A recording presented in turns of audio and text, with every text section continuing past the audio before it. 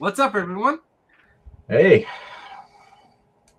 We are back at it again. yeah, yeah. We'll see how it goes. Yep. We missed last week, but that's okay because today is the last Sunday before WrestleMania. Yeah, yeah. It's shaping up to be a good one, man. Oh yeah, I'm excited. Anyways, right, introductions. Hi, we are the Bad Brothers. I'm Big Bubba Brogdon. I am Boosh Dingo, the Luchador, and this is the Babyface breakdown. Babyface Breakdown. Yep. So yeah, it's actually been a minute. Well, yeah.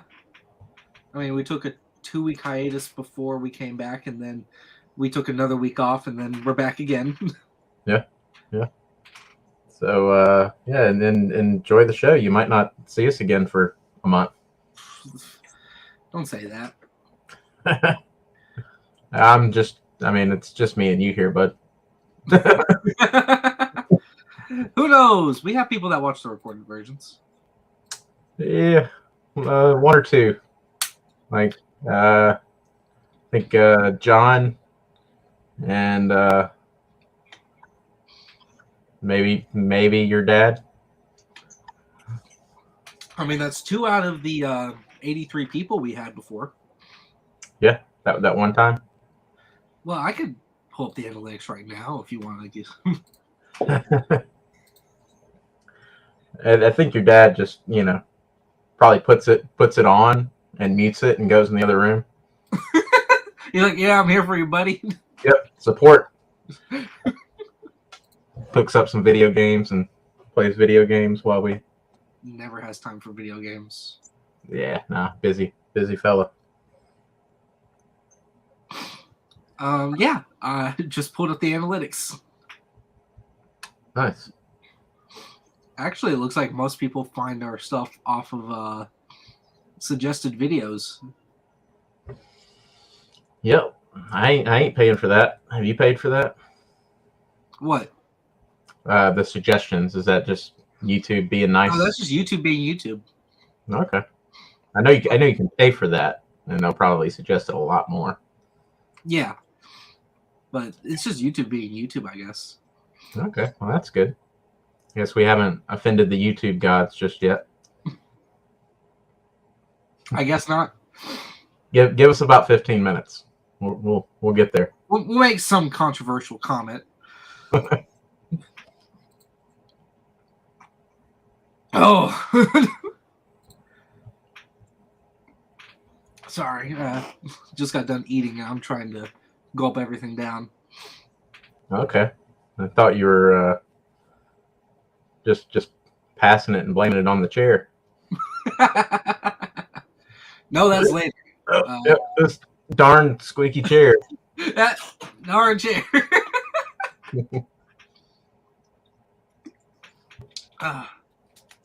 So yeah, we just what a minute, 4 minutes in, and already with the fart jokes. I guess so. I guess it's that kind of day. Wasn't really sure where to start, so I guess fart jokes is as good a place as any. I guess so. Yeah. So You watching good wrestling this week?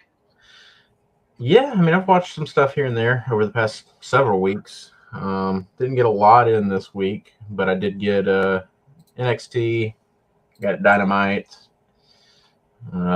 Those are about my two usuals. Surprisingly, didn't see much from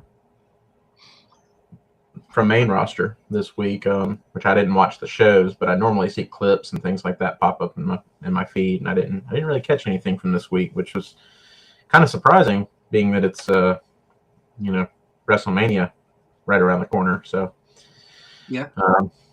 Yeah, you'll have to kind of fill me in there. Outside of like the weekly stuff, I watched a little bit of old school stuff.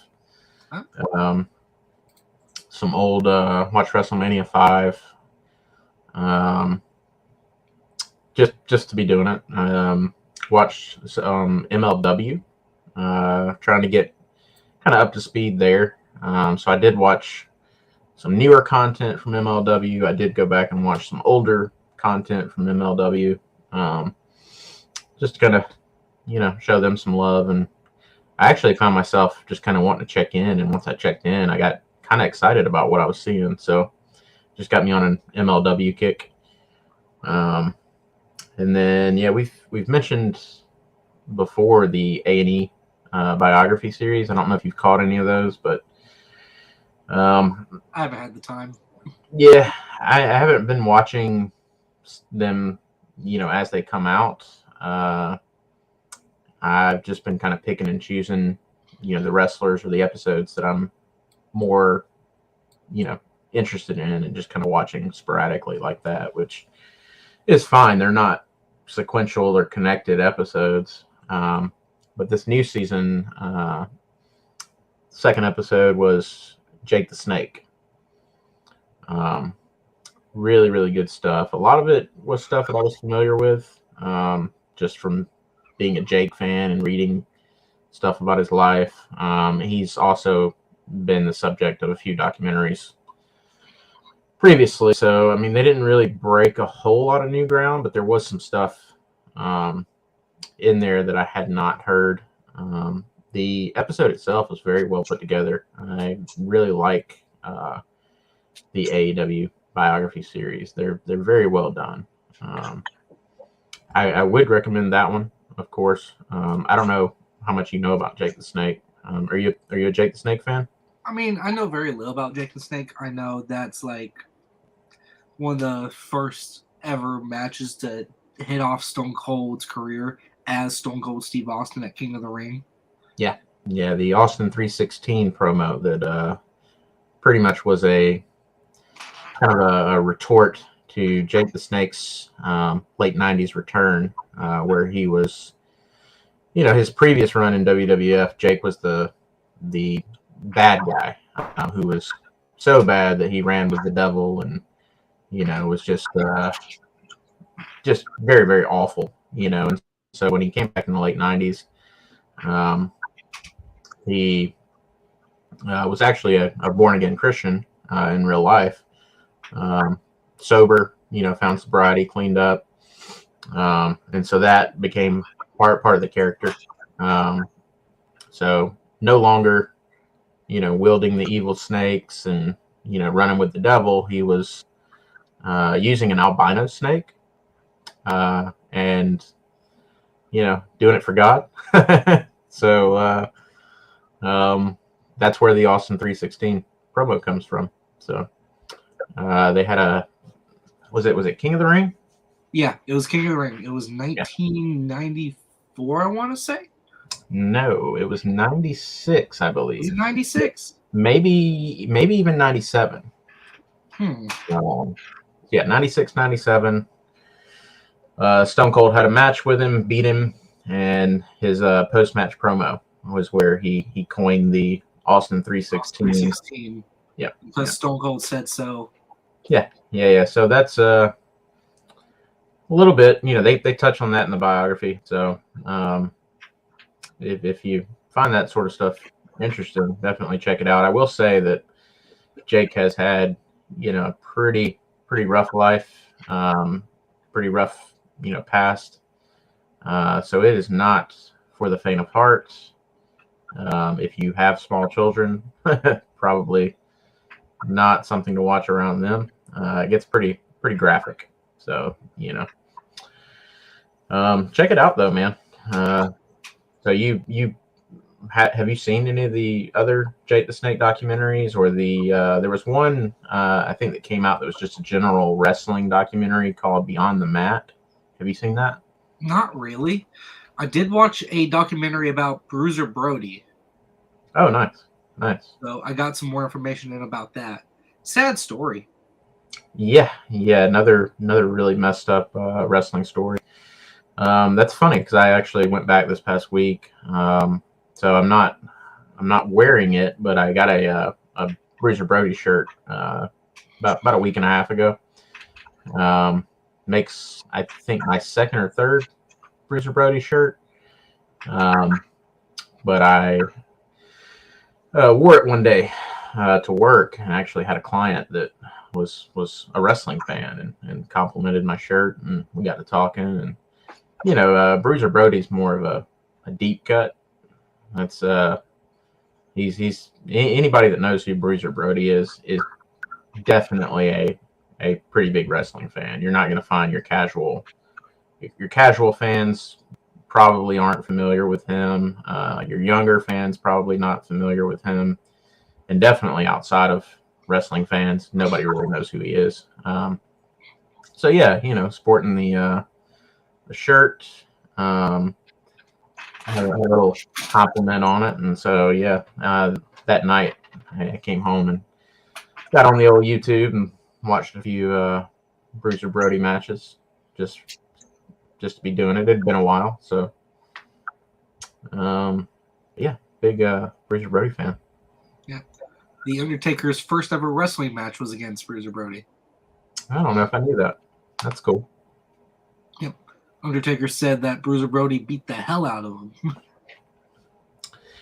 Yeah, it's I mean, for anyone that doesn't know what happened with Bruiser Brody, he was actually stabbed.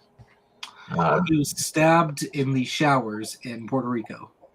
Yeah, at a wrestling event, right, by another wrestler, right? Yeah. I forget the name of the wrestler. Hold on. We know his son. Believe it or not, you know the wrestler's son because he had a career in WWE. Yeah, I forget who the wrestler was. I know Carlos Colon was the one that owned the promotion. Yep, Carlos Colon. So he was involved in the cover up there. Yeah, but guess who's his son?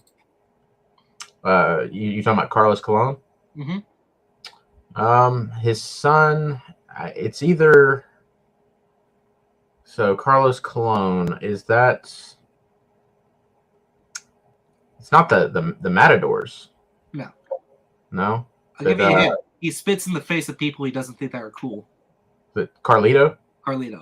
Yeah, that was my. I was going back and forth between Carlito and Los Matadors or whatever. But are they not related to the Clones? Who are they related to? I think they are actually. I'm looking it up because they have the same last names. Yeah, I'm pretty sure they're related. Yeah, they are. Yep, Carlito and the Colones are brothers. Okay, so I was right. You're right. Yeah, I didn't know that. I did not know that.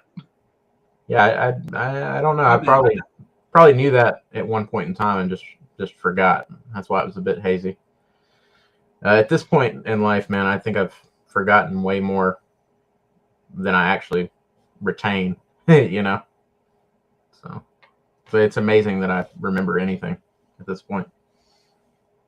Yeah. But yeah, they're all related. So cool. Well, yeah. That's about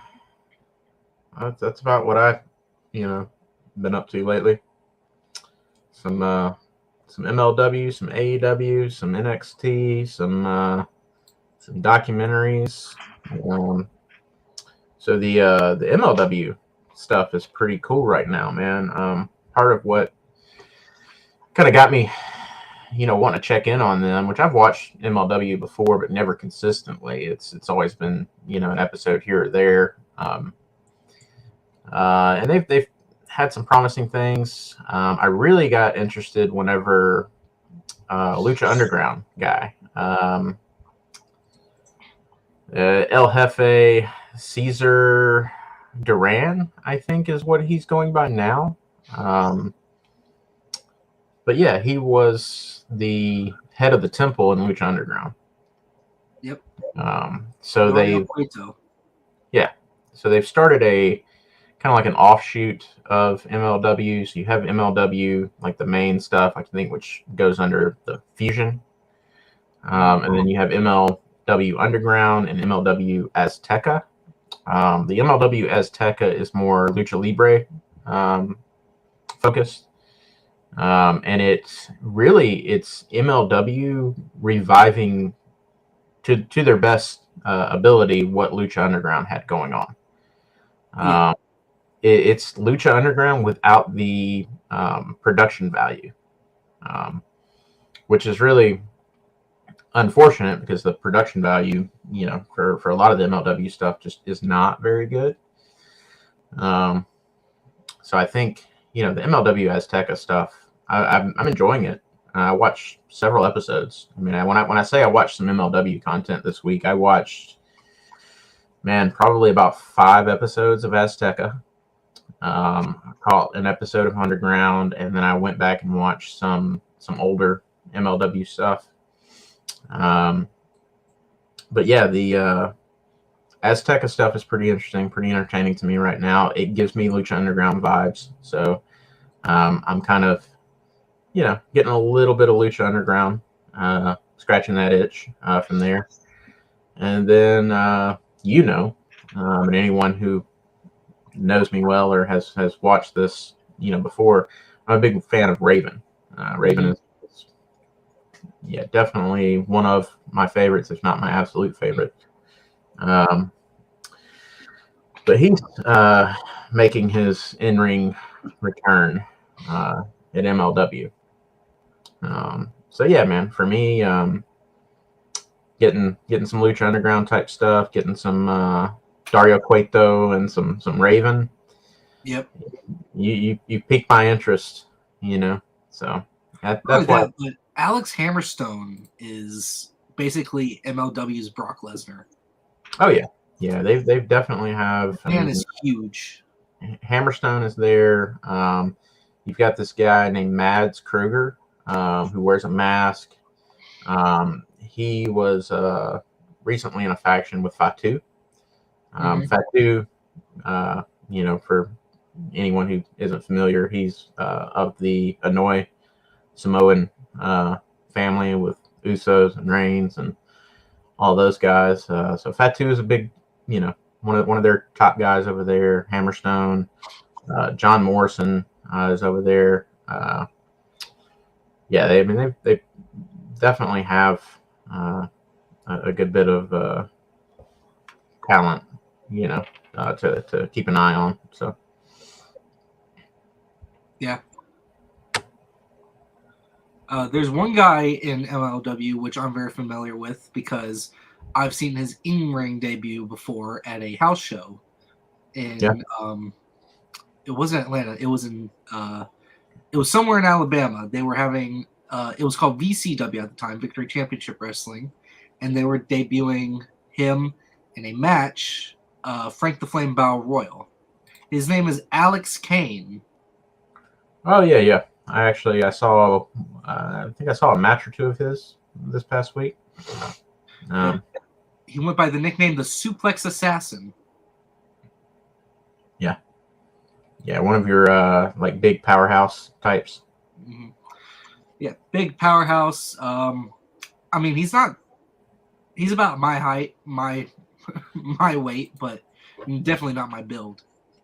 Yeah, he is a thick, stocky boy. Oh yeah.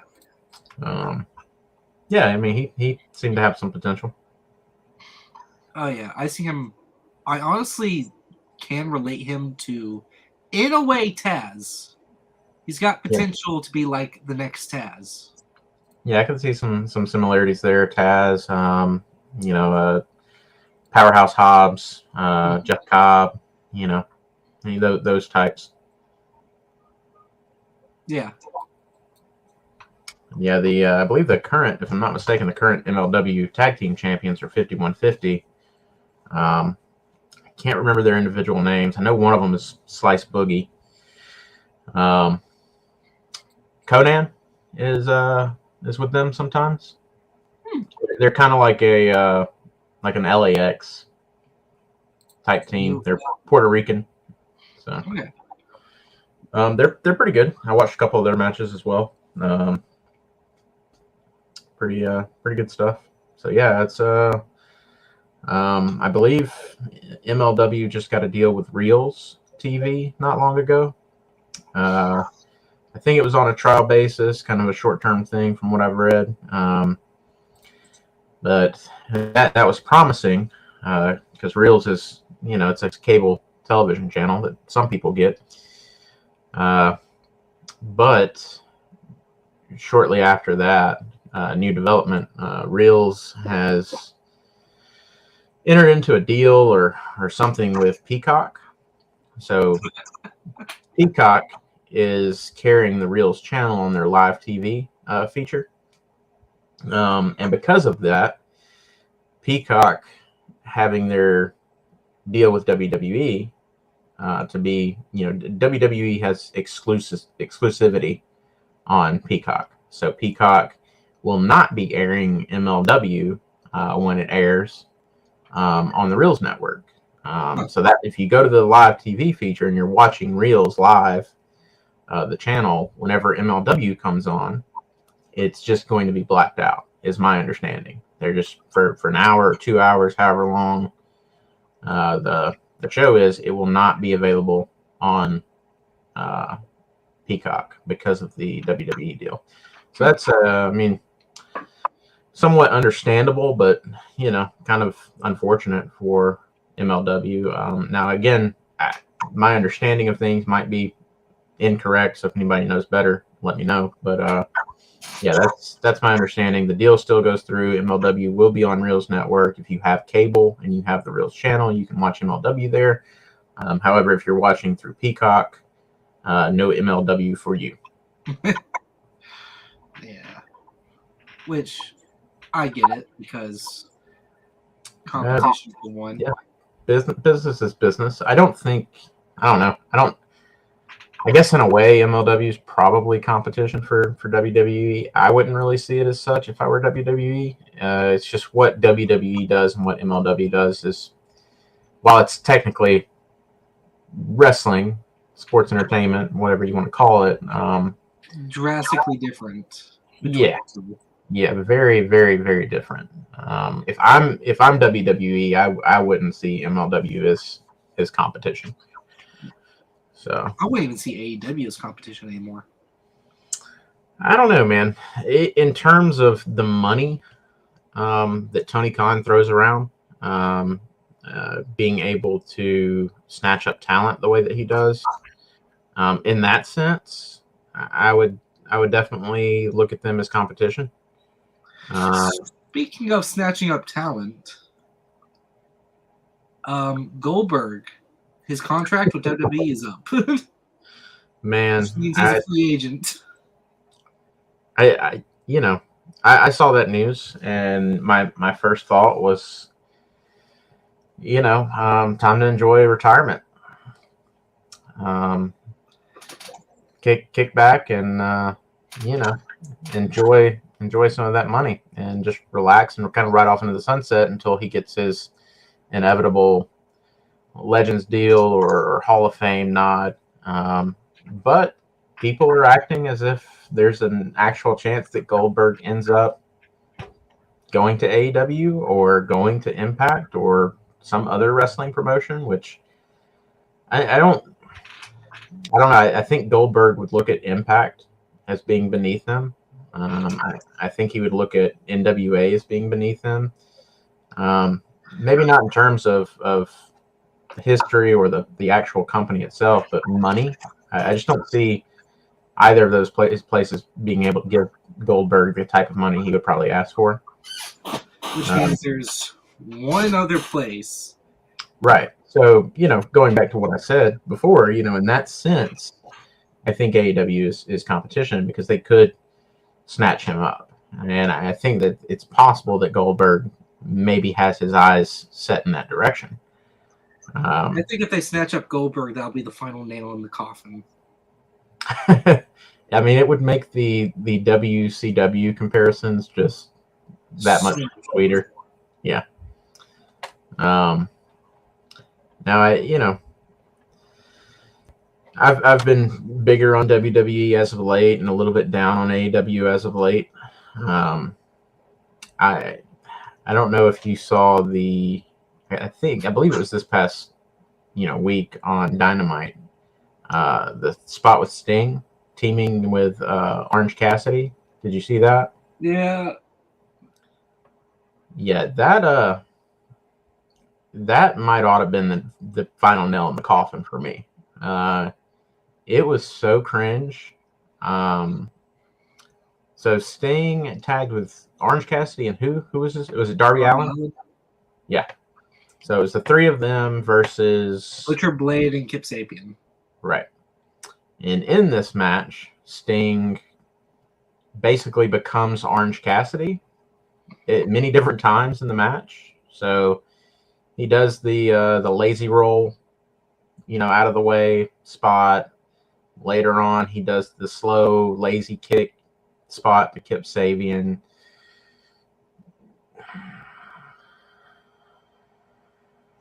End of the match, Orange Cassidy puts his shades on Sting. The whole thing was just, man, like I thought WWE treated Sting bad. Like I just, what are you doing, Sting? Like you're a living legend, bro. And somebody like Orange Cassidy, who to me is, just makes a mockery of the business and really has no business being in a wrestling ring. Like Orange Cassidy really probably has no business setting up a wrestling ring, So yeah, I don't know, man. I don't care how much merch the guy moves. I don't care how big Tony Khan is on the guy. If I'm Sting and they come to me with that idea, I'm running far away, And if I'm Sting and I come up with that idea, like if that was Sting's idea, I think maybe he's taking chair shots to the head, It was not worth whatever amusement that a handful of people got out of that, just bad look, man, bad look. So that would have, I would think after that, like AEW, that would be the final nail in the coffin. But don't you worry, we also had an appearance from Adam Schmoll.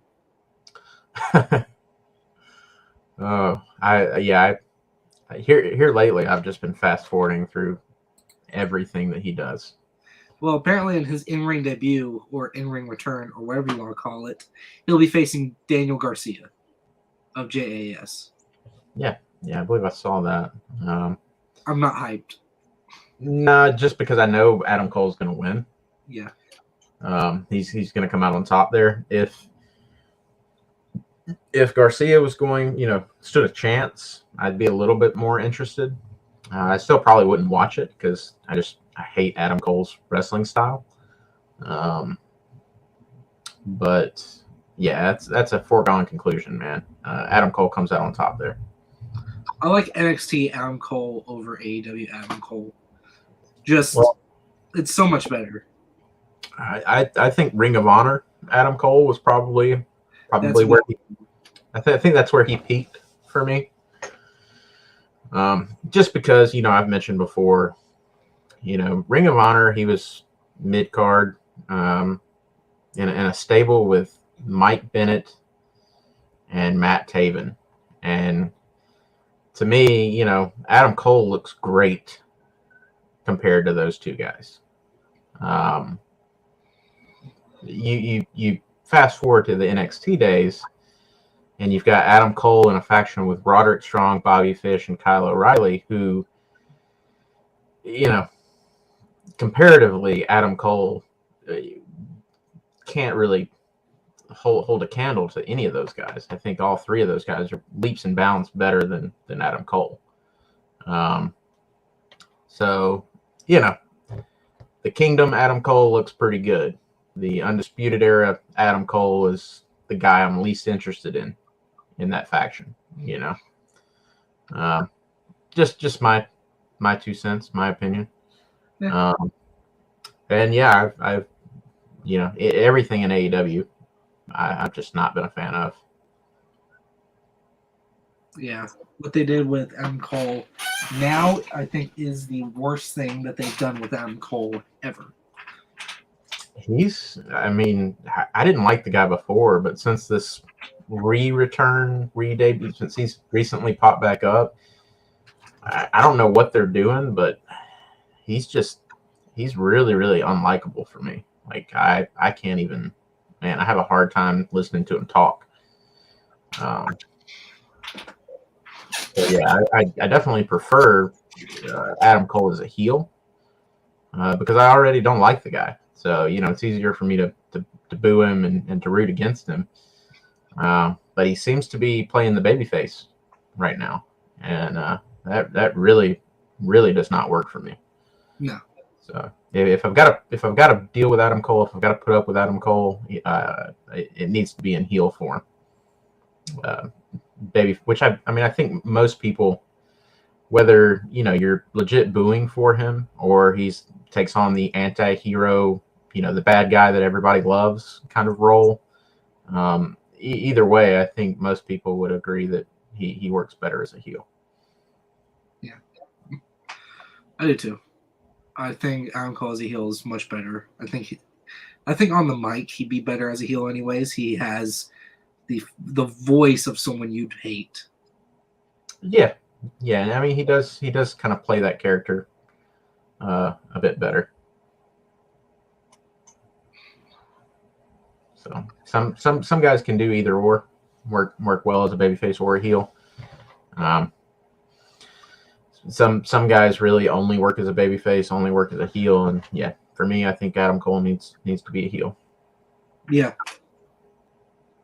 So even in the times when he's been a babyface before, like I've never really trusted him. Like I'm always just kind of waiting for him to flip, and like backstab someone. Right. So like he's done so much. Yeah, and it always just seems like a work, like Adam Cole's working, the other baby faces that he's aligned with, he's just waiting for his time to strike. Yeah. So.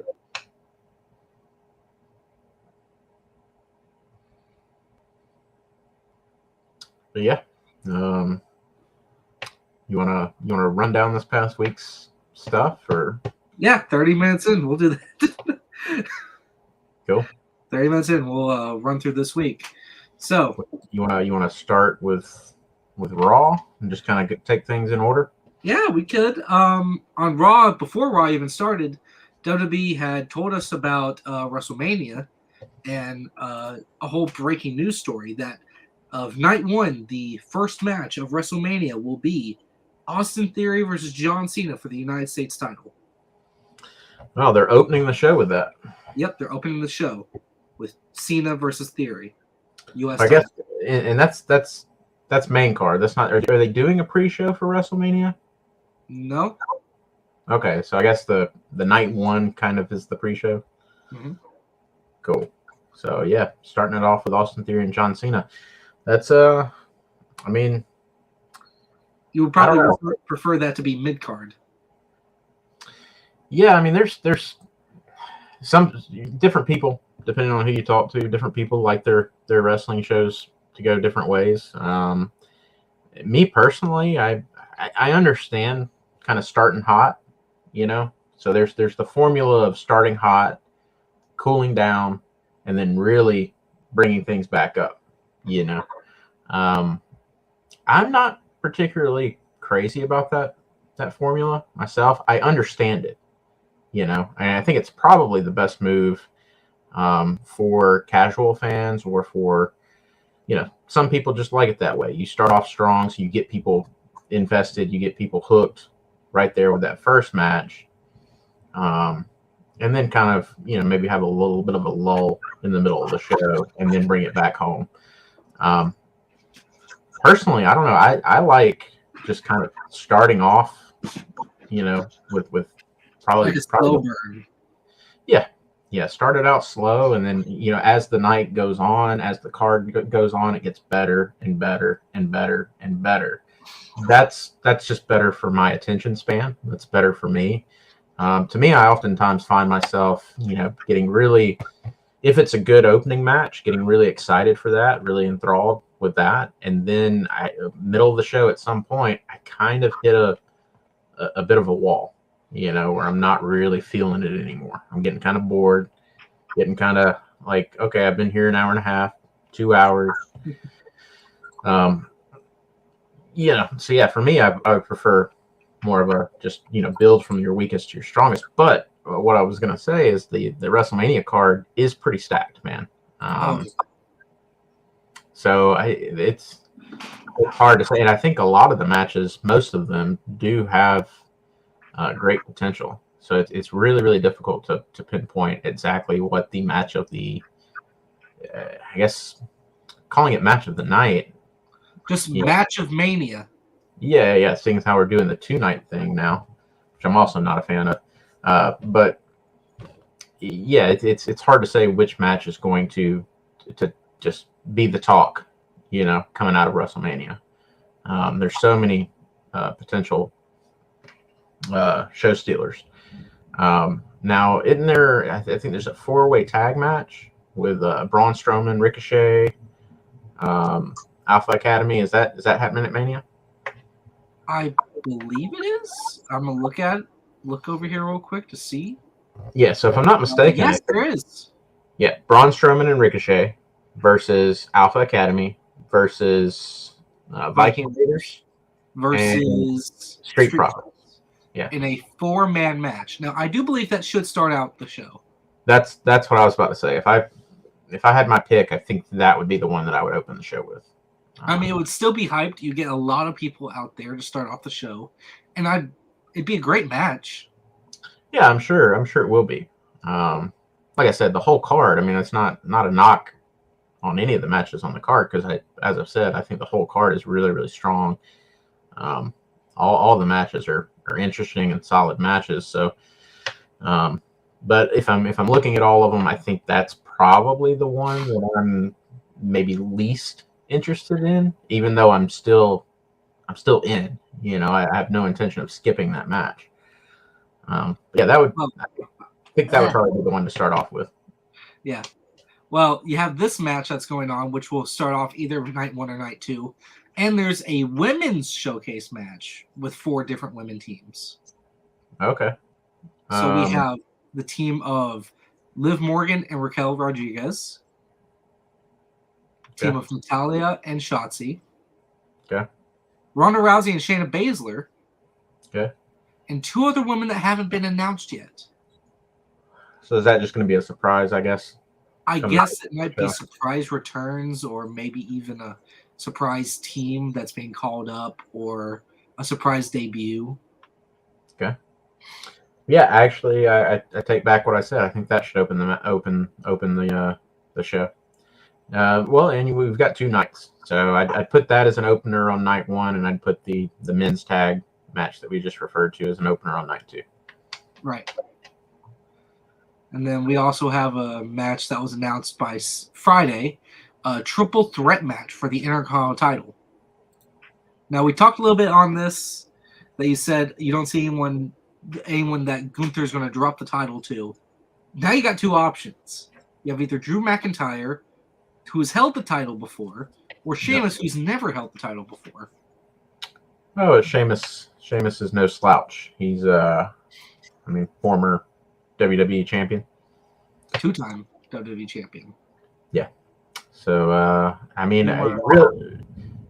realistically, I think either one of them could win that match. And in the sense that either one of them could be Intercontinental champion and it'd be believable and it worked. But I still don't see it happening, man. I think Gunther retains. A part of me does want Gunther to retain so that he breaks the streak of longest Intercontinental title reign, which is held by the Honky Tonk Man. Yeah, and it's that is quite surprising that the Honky Tonk Man is even still the record holder, because I love the Honky Tonk Man. Don't get me wrong, but it's kind of crazy that he holds a record like that. 600 days or so, and which was broken by the Ultimate Warrior in under 15 seconds. Yeah. Which I guess if you're Honky Tonk, and they're telling you got to drop the title to Warrior in a 15-second match. That's kind of a bummer. But once you realize that you're going in the history books, and I do think that there's a good chance that he could hold that record for the foreseeable future. You know, because where's Gunther at now? I'll look it up.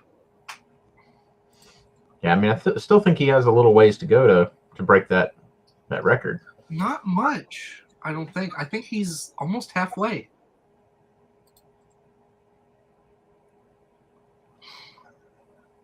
No, I mean, almost halfway is what we're talking, a year? Yeah. Let's see. I'm looking it up right now at the official WWE site. I feel you, man. All right. So, actually, the longest reign from the Honky Tonk Man isn't 600 days. It's 453. So shorter than it's actually supposed to be. Oh, yeah? I could have swore it was in the 600s. I could have too, but it says 453. Huh. Oh, wait. Hold on. It might be. Oh, yeah, it is in the 600s. They cut it off between years. He held it between years.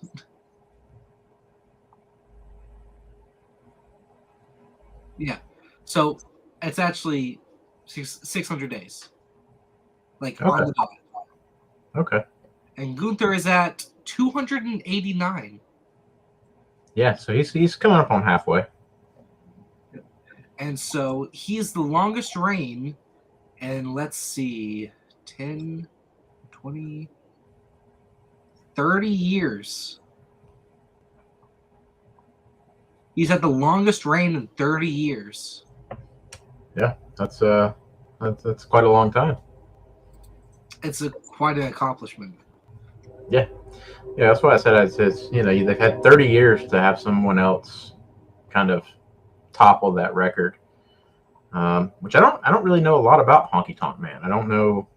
He's not someone who often pops up in conversation about the old days and documentaries and behind the scenes stuff. I don't know if he's well liked in the business. I don't know if he's really worked much outside of WWE since his time in WWE.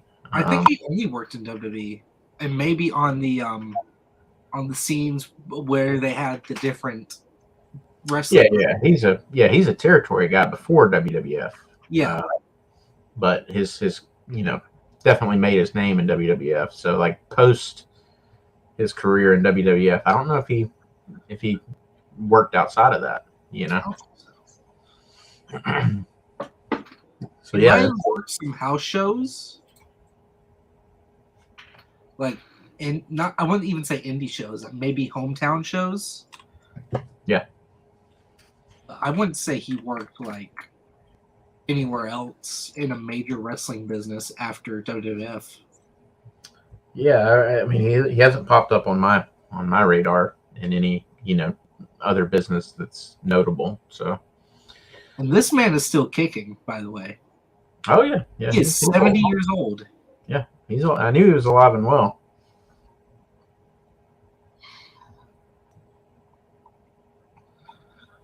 He does do a lot of Wrestle Cons or Comic Cons where he does signings and stuff. Yeah. Other than that, it doesn't say he's gone anywhere else than to WWF. I think he retired right after that. Yeah. That's how I knew he was still going. I saw recently he was at one of these conventions somewhere here in the Southeast. Yeah, but yeah, he was at the WrestleMania Axis from last year. Yeah, I've always kind of wanted to meet him, get my picture with him, so I can show it to my mom and be like, "Look, Mom, it's a picture of me and Elvis." And he's still got those chops. He's still got those mud chops. Yeah. And my mom is a huge Elvis fan, so she is. I've showed her Honky Tonk Man before, and she is not amused. She takes great offense to the existence of the Honky Tonk Man. So yeah, that's why I think it would be kind of funny to meet him and do that and show her. I think I have a Honky Tonk Man figure.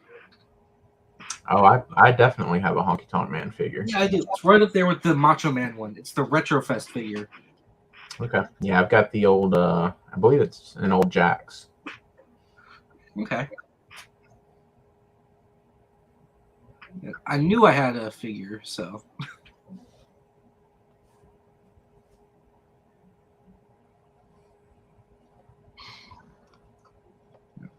So we got off track. Let's go to the news.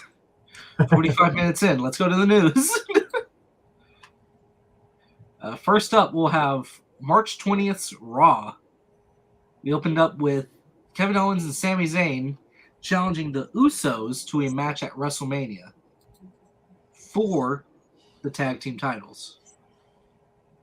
Yeah, that's been kind of rumored for quite a while now that was where they were taking things for them for Mania. So, but here's the kicker: Jay accepts the challenge.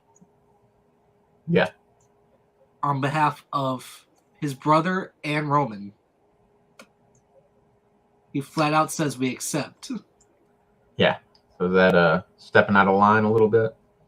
Yeah, he gets a good talking to by Roman later on in the night. Okay.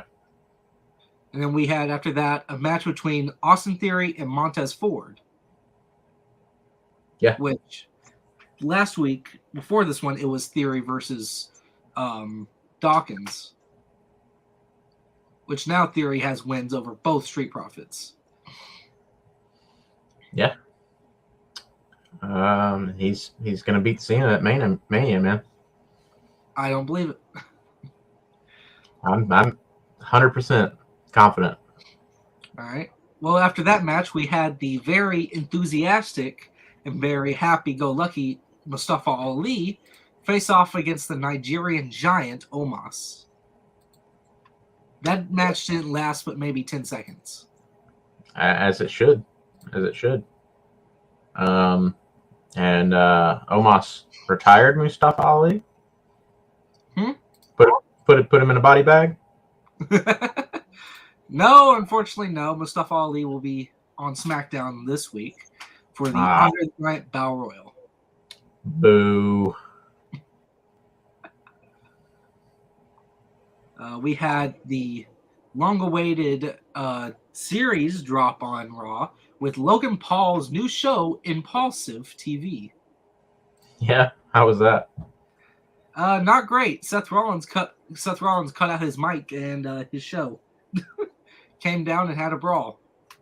Okay. This is the second time now that Logan Paul knocks out Seth Rollins, though.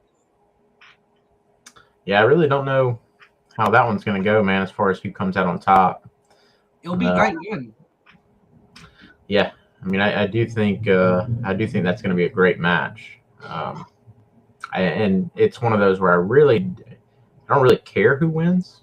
I'm perfectly happy either way, as long as it's a good match, and I know it will be. So yeah, pretty stoked about that one. Mm-hmm. After that, we had a whole confrontation between Otis and Chad Gable. Otis. Yeah, Otis, man. which is just Otis with an E at the end. Yeah, and one of those little exclamation accent marks or something. I don't think so. I think it's just Otis. I don't know. Anyway, that's the male model version of Otis, which they're trying to, put out there for us, where he was getting a manicure before his photo shoots. I think it's pretty funny, man. I'm entertained with that whole storyline, and I really, if you told me that I would be enjoying anything that the Maximum Male models were involved in, I wouldn't have believed you. But I'm actually enjoying the Otis storyline with that. Yeah, I think I did get a good laugh when she came up and she was arguing with Gable, talking about how great Otis was and how he has it, and meanwhile Otis just sees the cucumber fall on his sweaty chest, picks it up and eats it while she's talking to him. Yeah, yeah. I'm telling you, man, it's comedy gold, and Otis has done well in those roles, man. Without, sometimes the comedy stuff, you kind of just get relegated to being a joke. And I don't know. I still see Otis as a good competitor and a good threat. But he's making me laugh right now. So. And I'm glad they had Otis grow back out his beard. Yeah. And start talking, kind of like how he used to. I hated serious Otis. Yeah, he seems. I mean, he seems like he'd probably be a riot in real life. Like, he seems like he'd be a funny guy to hang out with. So, yeah, I'm enjoying that. Yeah. Right after that, we had Dominic Mysterio face off against Johnny Gargano, which was a very difficult match to watch. I'm sure, man. I like Dominic. I don't really care much for his in-ring work. Leaves a lot to be desired. And as some know, I'm not a Johnny Gargano fan. So, well, who do you think won the match? I mean, hopefully Dominic. I would assume Dominic. Dominic did win. He did? Yeah. Okay. So, speaking of Gargano, did you see, I guess, Waller show up at his house? Yeah. We'll get to that in a bit. Yeah. Keep that in mind. That's some pretty weird stuff. Then we had, let's see, a match between Rhea Ripley and Bayley. Yeah. Tongue twister. Was that a clean finish? Yes, it was. Even though there was a slight disruption by Becky, Lita, and Trish. But it did end up being a clean win. No roll-up. It was a tap-out victory, I believe. Okay. So Rhea won that? Yeah, Rhea won.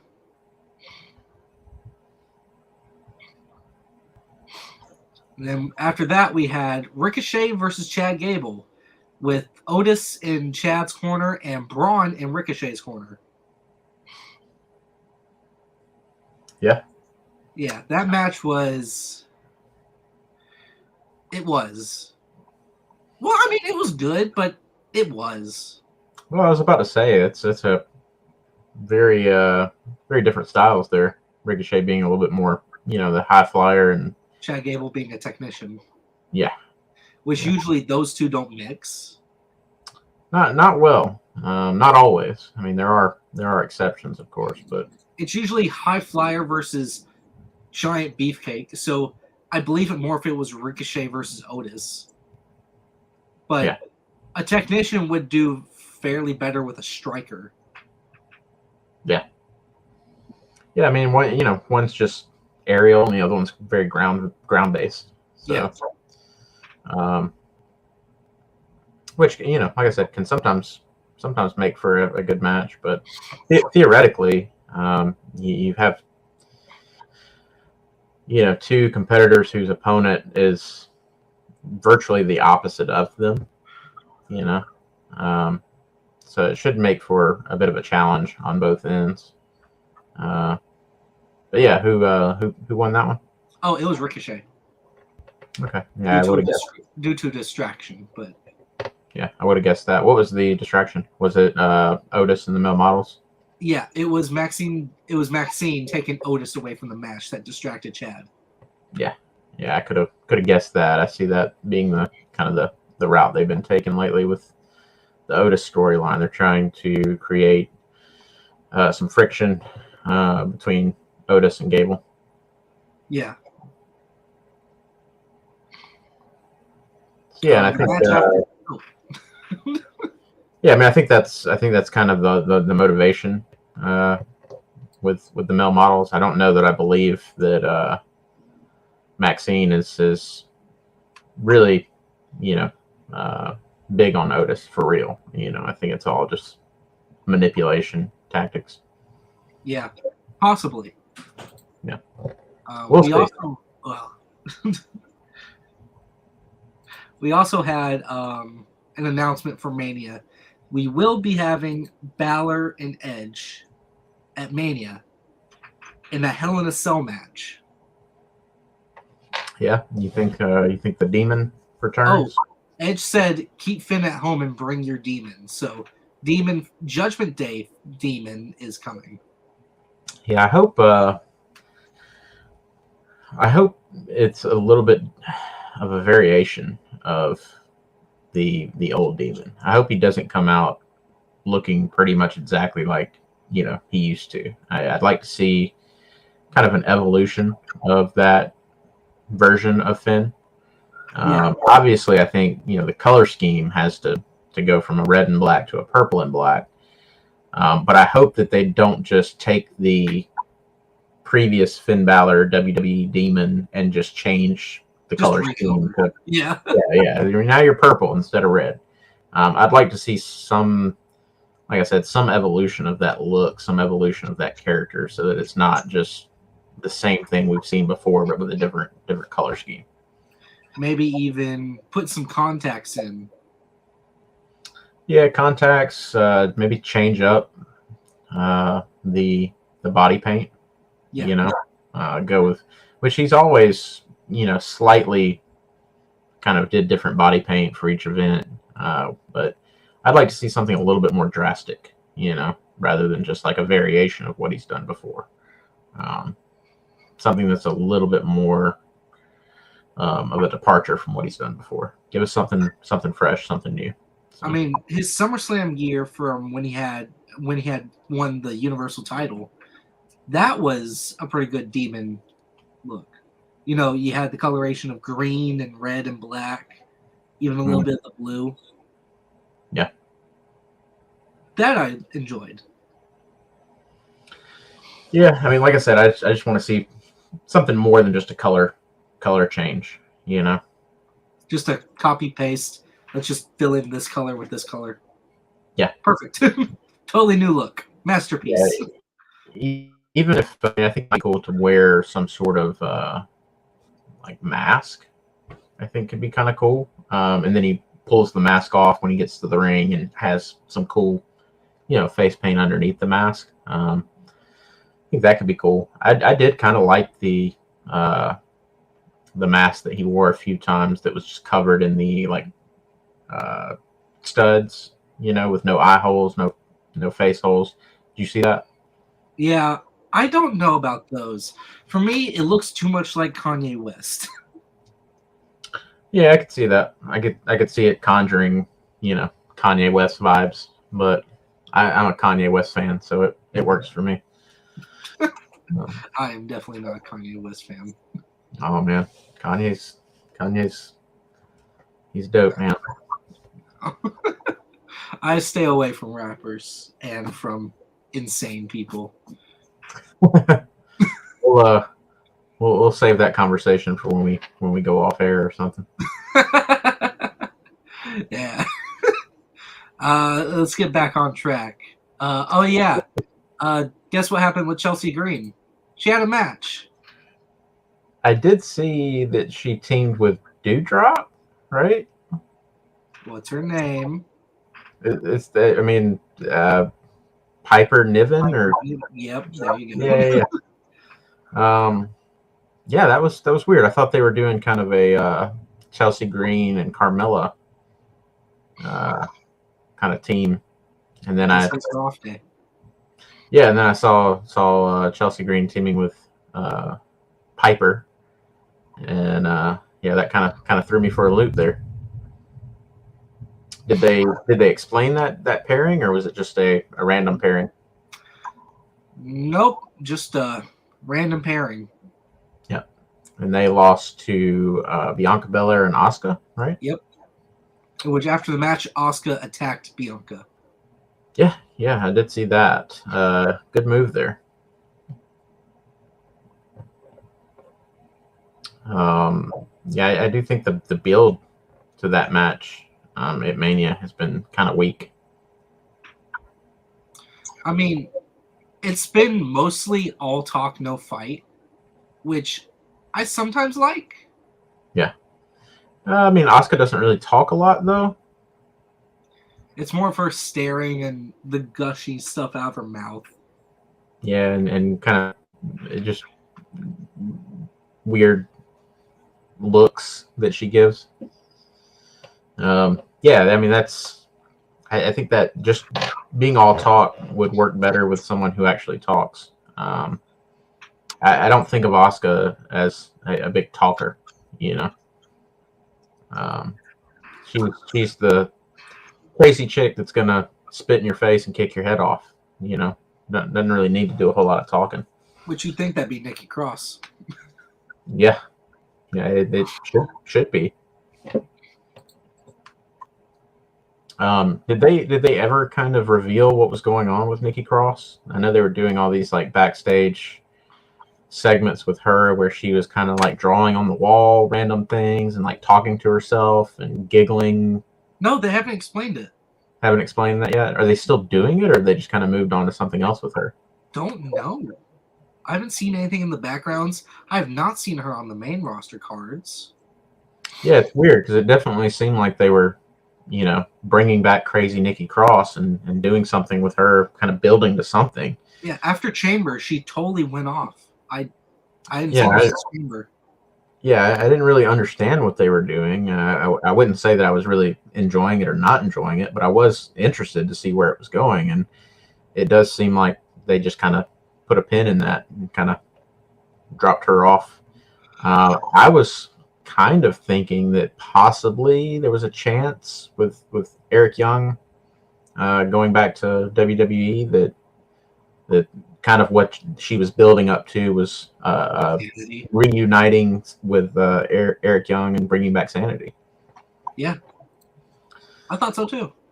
Yeah, I mean, I thought there was a good chance that that's where they were going. So, and I was kind of hoping that that's where they were going. So, which it wouldn't be the original lineup of Sanity because I think I don't know where Damo is. What's he doing these days? Do you know? What? You mean Dame? Or what's he go by? Does he go by Damo? He used to. I'm not sure what he's. Well, I mean, he fell off my radar after Sanity broke up, so I don't really know what. He was in NXT for a short bit of time, and then he got released along with a few others in NXT. Yeah. And then he just shaved his head bald and was doing all these other shows in Europe. Okay. He came to MLW. He did some stuff in MLW. He did like 2 AEW Darks. Okay. And that's all I've seen of him. Yeah, and then who was the other Sanity guy? I don't remember Alexander Wolf. That's right. Which he was also a part of Imperium. Okay, but he was let go, right? Yeah. Okay, so yeah, they would have to bring those two guys back to have the original Sanity lineup. Well, I guess not the original lineup. The original lineup did not have Damo in it. It was Fulton, right? Mm-hmm. Yeah, who I think Fulton just made a jump somewhere. Did he not? Do you know? I'm not aware. He was in Impact with Ace Austin. And then Ace Austin, I haven't seen him with Ace Austin in quite some time. Ace Austin's been palling around with Chris Bay after he joined up with the Bullet Club. So I thought I saw that Sawyer Fulton maybe came over to AEW Dark or something. Possibly. But yeah. Anyway, Fulton. Yeah. So yeah, they would have to bring those two guys back, or he's a big man. Oh yeah, he's a big dude. He's a big dude. But yeah, they could potentially bring those guys back, or they could just reform Sanity. I think seeing Eric Young, come in and kind of connect with Nikki Cross and start to rebuild, and just kind of recruit 2 new members to fill those roles, I think could possibly work. So Yeah, it could work. Yeah. So yeah, I mean that's off on a tangent again. I think we were talking about the Bianca Belair Asuka match, and somehow ended up talking about Sanity. Well, we were talking about Nikki Cross. Hold on. What is it? 1 second, my dog needs to go outside. All right. Oh God.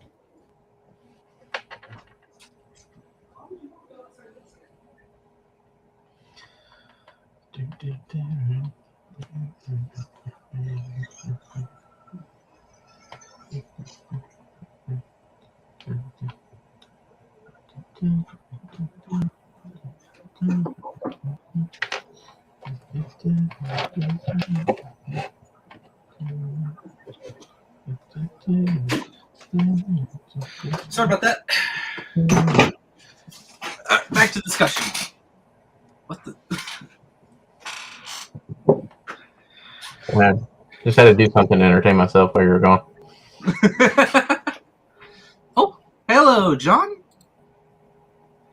Unfortunately, Asuka and Belair were actually both faces, and they didn't quite get enough heat on Asuka for this to be any good. Oh. Yeah, that's a valid point. I did feel like neither one was the clear-cut heel going into this.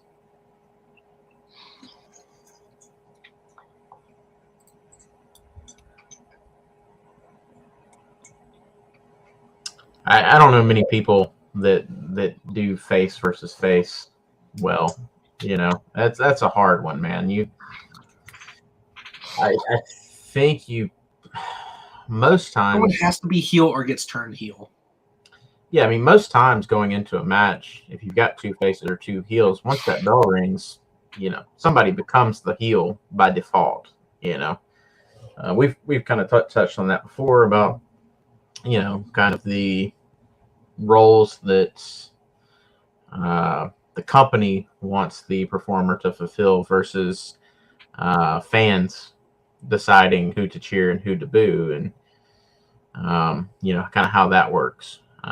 Is it who the company wants to be the heel or the babyface that is, or does the crowd ultimately make that call?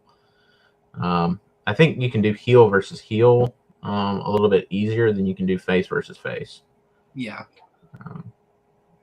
I can't even really think of many like face versus face matches that I've seen. Shinsuke Nakamura versus AJ Styles at WrestleMania 34 for the WWE Championship.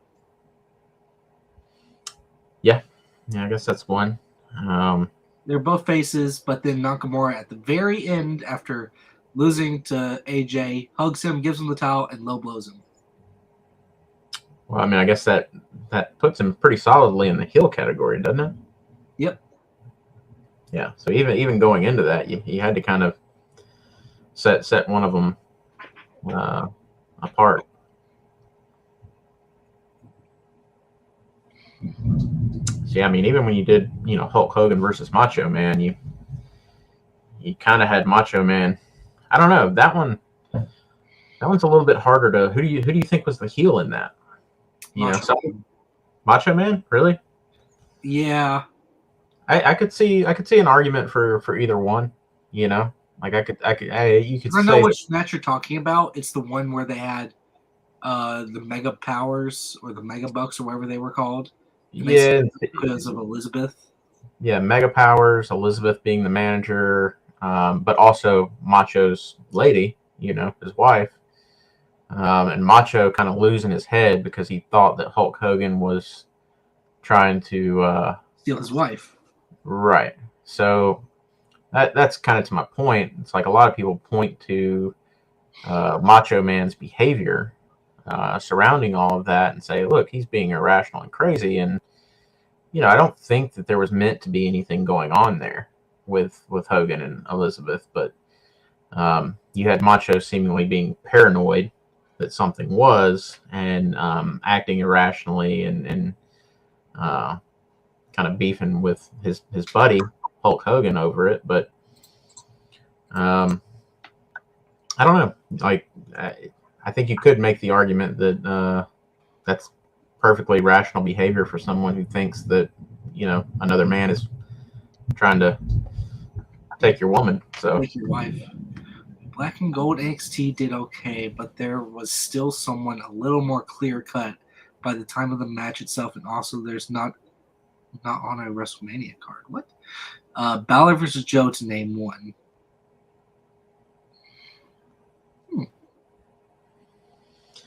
Yeah, I mean, I think typically, even if you have a build, to two faces, kind of like you said a minute ago with Nakamura, it's like even if it's at the last minute, you do typically see someone get set pretty firmly into the babyface role and someone becomes the heel. I think it's pretty rare that you at bell time have two baby faces going into the match together. Well, what about Ultimate Warrior and Hulk Hogan? Yeah. I mean, that's probably one for sure.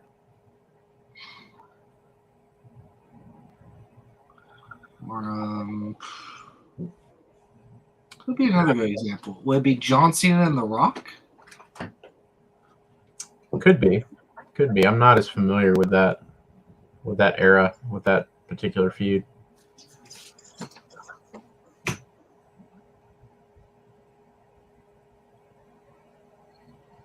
So yeah, was that it for Raw? There was also a little segment they had between Cody Rhodes and Roman Reigns. Oh yeah, I did hear about this. Yeah, I guess they took some shots at one another. Yeah. I think Roman brought up the company that shall not be named. Yeah, they did. Yeah, talking about how Cody couldn't get over as a babyface in AEW. But he got over here. I think he took shots at Cody for pretty much taking his ball and going home because he didn't want to be Stardust. Running off and starting another company that he couldn't get over in. So he had to come back to WWE. Yeah. I think Cody took some shots at Reigns and reminded him that he was not able to get over as a babyface for years. Yeah, and I think Cody had a good comeback with it. Yeah. Talk about Roman. Talk about how many times they brought up Dusty Rhodes. Yeah. It's finally like you can stop bringing him up. He's not going to come out of there and do a bionic elbow, or he's not going to surprise everyone. It's just me. Yeah. I think calling out Solo Sikoa, saying his time isn't ready. Stop staring at him. You're not ready. Yeah. Solo's kind of green. So, did you see the news about Cody's merch sales? No. What is it? Are they high? He's moving more merch than Cena, and I think he's moving more merch than anyone on the roster right now. Really? Yeah. So I think that's an indication, man, that I think WrestleMania is time for Reigns to drop the belt to Cody. Yep. Which I know some people are not going to be happy about, but I, for one, think that it's going to be a Cena versus RVD situation where if Cody loses, we riot. Yeah, I mean, it's wrestling, so you're going to have a bunch of people unhappy regardless. But yeah, man, I think it would be cool to have Cody get that belt. I think it'd be even cooler. So there's rumors, going around that they're going to split up the titles again. Thank God. How cool would it be if Cody wins the title and then they bring back the Winged Eagle, and the Big Gold? Like just go back to the World Heavyweight Championship and the WWE Championship, and have the WWE Championship be. I'd even be okay with like a updated redesign of the Winged Eagle and the Big Gold. Yeah. I would ultimately, I would mark out so hard for, the legit old school versions of those belts. But even if they did a, like an updated version, same basic kind of idea with both of those belts, and just updated them, made them look nicer. Yeah, I think that'd be really cool, man. Especially if Cody, gets the Big Gold. Just a lot of history with both of those belts, but I think it being Cody, yeah, that Big Gold would be pretty cool to see on him.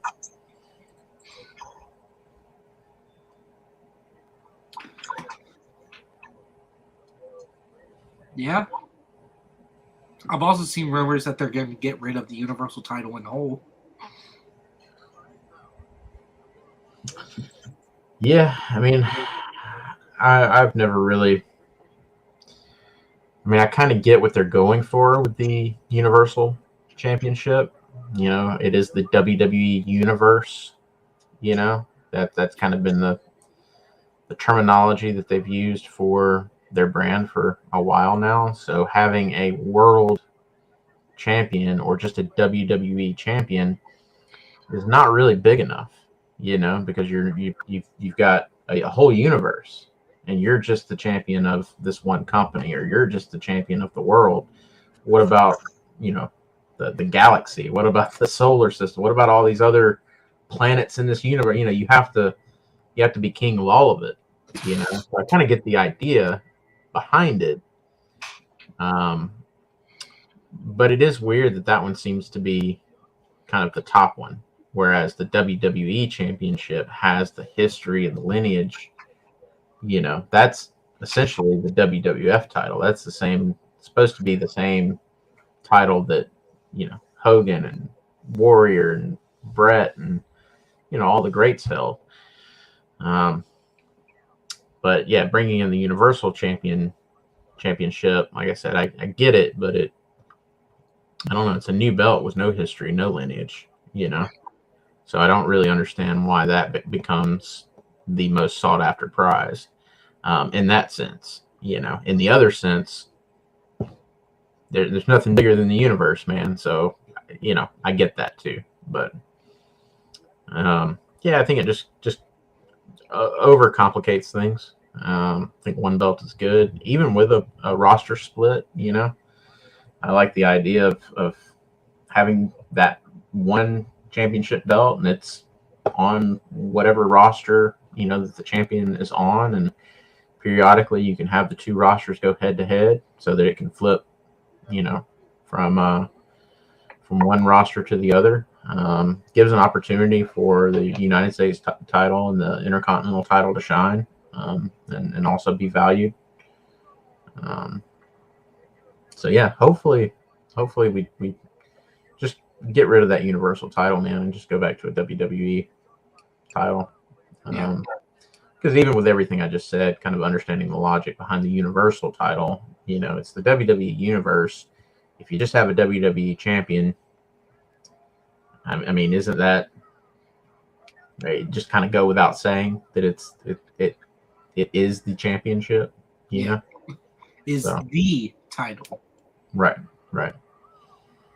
Which also, there are rumors going around that either at WrestleMania or the Raw after WrestleMania, we could have, the whole Raw call-ups or Raw debuts or re-debuts, that usually happen around WrestleMania time. Yep.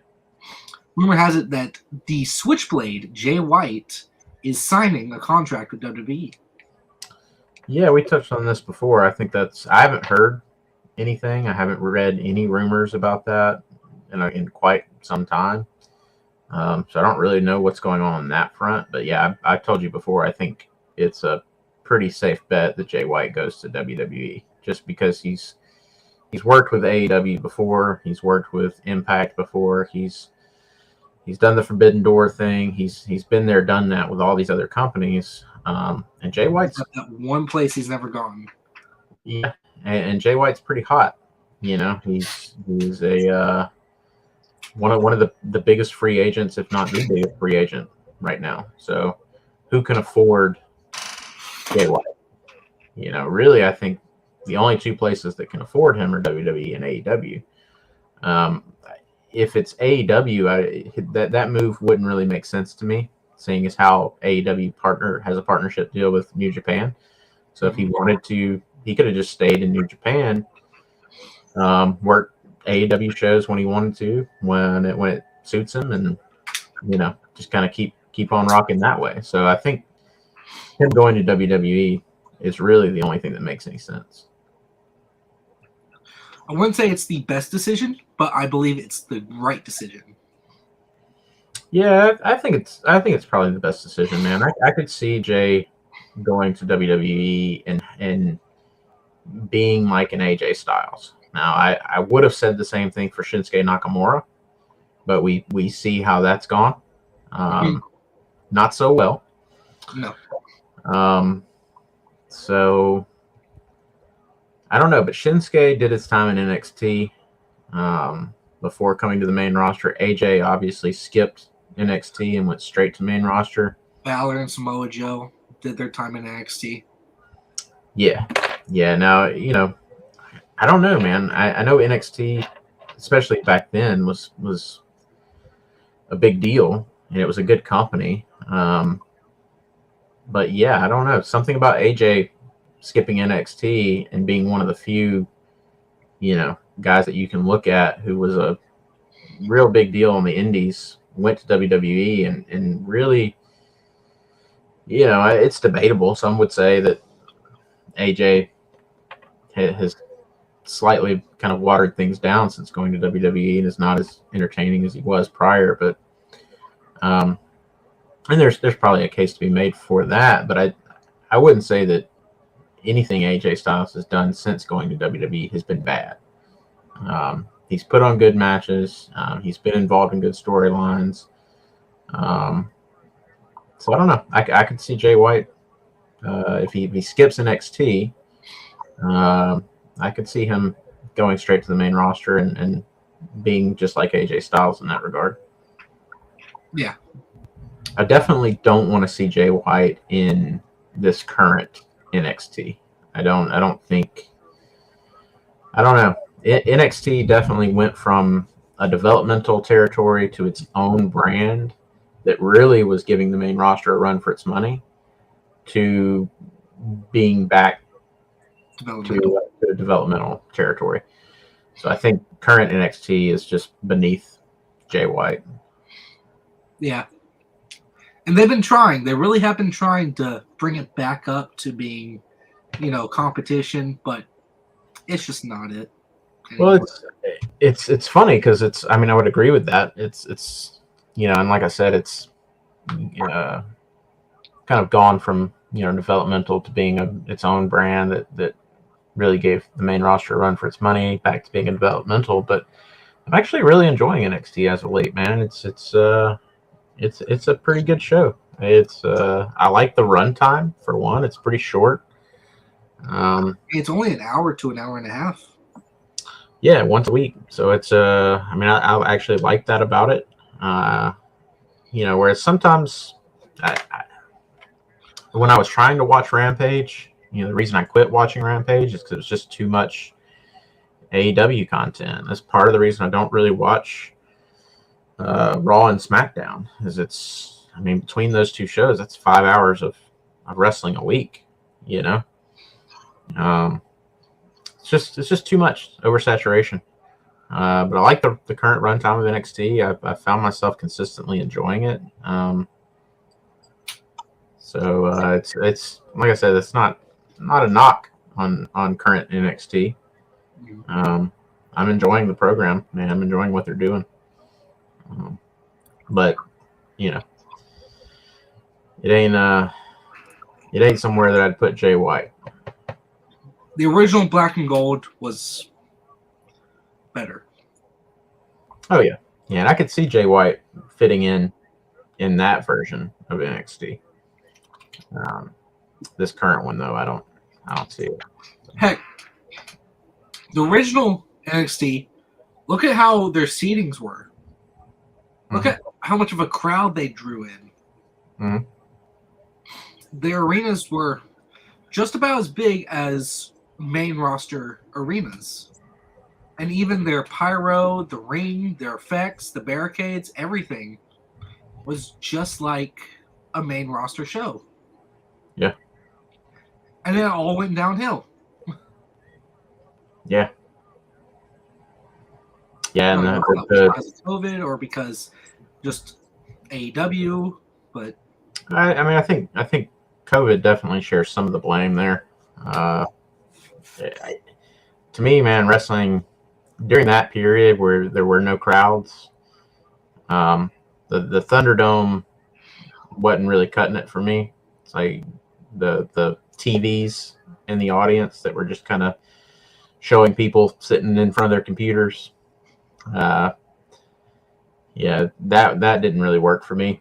The empty arena stuff, I think I preferred to that, but the empty arena stuff still wasn't very good. Oh God! Something about 316 day.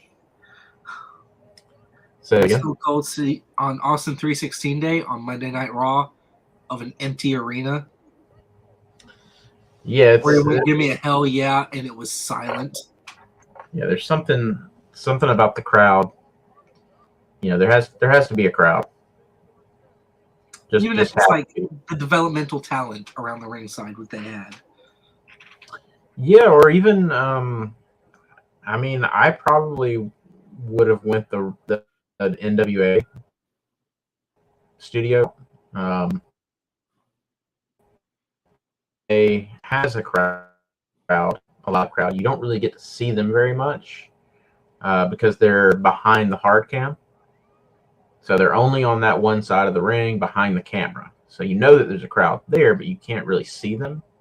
They're not really visually part of the show. So, yeah, I don't know, man. I think if I were WWE or one of these other promotions at that time, I probably would have just tried to kind of reformat. You know, I would have maybe went with that style and probably went with a fake audience behind the camera. Mm-hmm. You know, just kind of pipe in some audio, some people cheering. So yeah, you know, we got a crowd here. You know, go to Apple editing software, and just clip in. Yeah. Yeah. I mean, yeah, WWE's been known to do that anyway. So true. Yeah. So, but yeah, the NXT 2.0 era was pretty rough. So I think they're starting to kind of bounce back from that, though. Yeah. Yep. If only they could get rid of Quincy for good. God, please. Speaking of anything to do with NXT, NXT from Tuesday. Did you watch that? I did. Yeah. What'd you think? That was good. Good episode, man. Lots of good stuff that went down on that one. That Johnny Gargano segment. We're gonna pull that right back out of the pocket. Yeah, I'd actually had just enough time to forget about that, and I want to forget about that for forever. I don't know who thought that was a good idea. So we're talking about which I guess they just recapped it this week. I believe that incident actually happened the week before. But Grayson Waller finds out Johnny Gargano's home address and goes to his house. Johnny Gargano is not there, so Waller hangs out and waits for him. So this is nighttime. Waller being a creep and a weirdo hanging out at Johnny Gargano's house. Johnny gets home and Waller attacks him. So they have a brawl in the front yard. All right. So out comes Candice LeRae with their child. Kid. Yeah, there. And then I'm not sure how old their baby is, but this is a baby. Okay, not a walking around talking like kid. This is a baby. They proceeded to have a fight and have Johnny Gargano take a butt whooping from this guy in front of the baby, who is visually, like, you can tell that the baby is really upset by what's going on, and he's a baby. It's a baby. Yeah. So he doesn't understand that this is Fake. part of a show, It's like the Truman Show. Yeah. So, I mean, like, I probably would have seen this a few years ago and thought it was messed up. But having a child now myself, I couldn't imagine, like, the trauma that this kid is probably going to have when he gets older from seeing this go down, What about the whole Eddie versus Ray for custody? Well, I mean, Dominic was, how old was he at that time?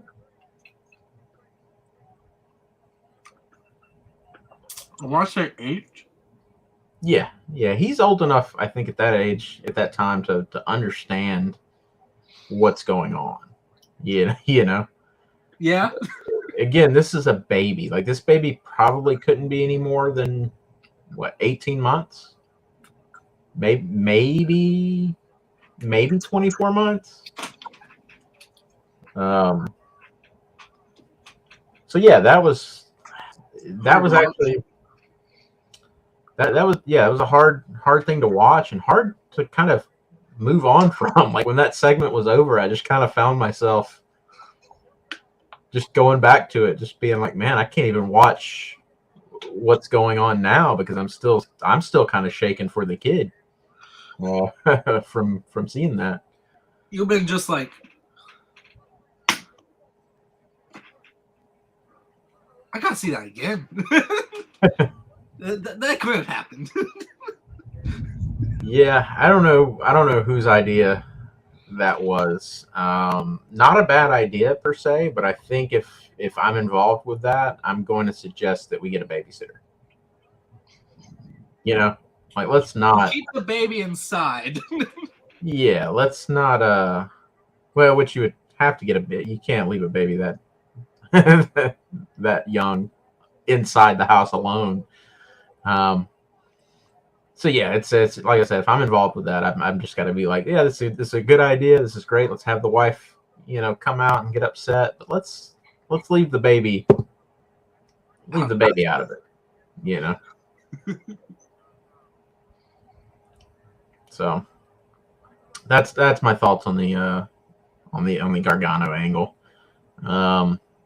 I like the stuff with Waller and Gargano. Apparently they have some history, which I've been caught up to speed on. I wasn't watching, during that time period when it actually went down, but that's cool, man. I like Waller. So hopefully he comes out on top in this little feud. Yeah. But yeah, I believe that's isn't that how they started the show this week, with that recap of that incident? Yes, they did. Cool. Yeah. That's how they started it. I don't know if that's how they ended it, but that's how they started it. I don't think so. My memory's a little hazy on it, but what followed that? Do you know? Do you have the rundown? What followed that was a match between Tiffany Stratton and Indy Hartwell, which right. We didn't cover this because we were out, of course. But Roxanne Perez has dropped the NXT title. She is no longer the champion. It is vacated. So for Stand and Deliver, they're having a 5-woman ladder match to declare a new NXT Women's Champion. Right, and this match with Hartwell and Stratton was a qualifier match. It was a qualifier match with Tiffany Stratton coming out on top. Yeah, there's just no love for Hartwell. Yeah, I mean, I think I my money would have been on Stratton before that match. I didn't really see. I knew she was going to get that win and get that spot. I'm not a fan of Stratton. Like, I'm not at all interested in cheering for her or being into her. I think she's got potential though. She's a good ring worker. She's a good gimmick for a heel. I could see some potential there. So yeah, good for her. Who are the other entrants? Well, the week before we had Gigi Dolan and Zoe Stark. And we got Gigi Dolan. Yep. On that. Yep, Gigi Dolan, Zoe Stark, and Tiffany Stratton. And then one more that was also had a qualifying match between Leah Valkyrie or Leah Valkyra versus Ivy Nile. For qualifying. Did Nile win that? Nope, it was Lyra. Okay. I don't really understand the Valkyria, Lyria, Valkyria, whatever her name is. I don't really get that. I don't either. Her name is hard to pronounce. Like, it's hard to pronounce. It's hard to remember. I just want to call her Valkyrie. I did too. Yeah. So that's for the 5 women. I believe the next woman could be announced or could have a match this following Tuesday, or it could be a surprise entrant. Yeah, night of. But yeah, then we had the Roxanne stuff. Do you think that's a work with her fainting? With the what? Roxanne, she fainted. I don't know. Seems like it's a work. Yeah, it's the stuff with Roxanne. The way that they kind of have talked about it, covered it. It seems like the fainting, and her having some sort of health issue from that, having to drop the title and everything like that. It all feels like a work to me. I think there's maybe something legitimate going on behind the scenes that I'm unaware of. Because she's actually vacated the title. She really has dropped the title. But I think that the storyline that they've presented as an excuse for that is a work. Probably. Does it feel that way? It does to an extent. Because for one, the referees never hit up the... Yeah. There was no X sign. There was no TV cutoff. There was no go to commercial. There was no nothing like that. Yeah. Yeah, just the way they've handled it makes me feel like it's a work.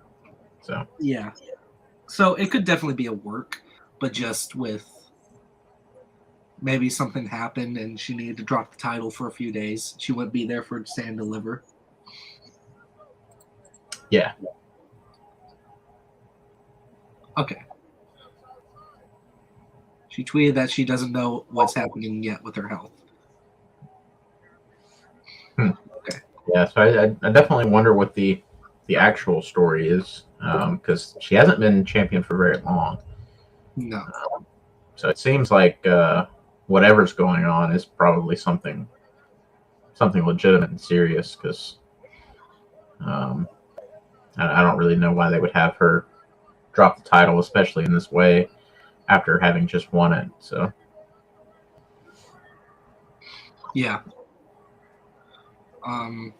After that, we had a match between Ilya Dragunov and JD McDonough, which I thought was going to happen on Stand and Deliver.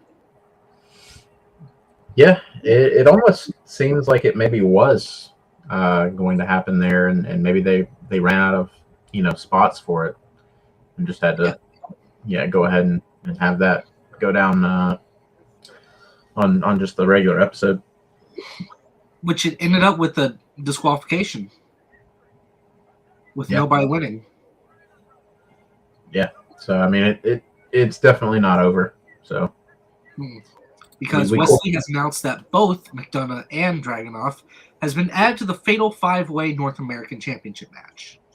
Yeah, which in that I would have one of those guys cost the other the spot, or cost them the win, and kind of continue that feud beyond Stand and Deliver.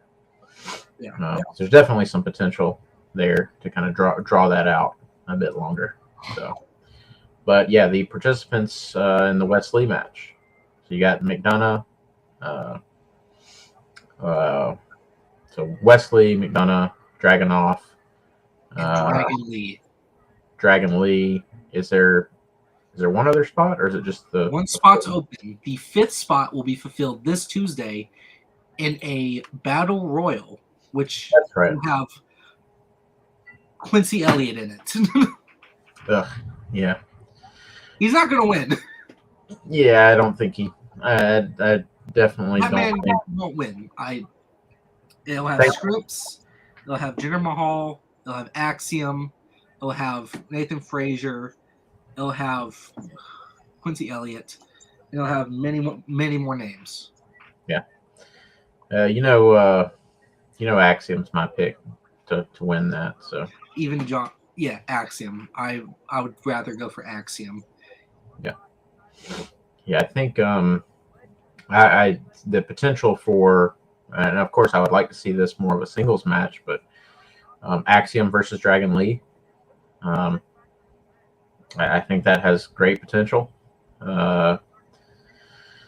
So yeah,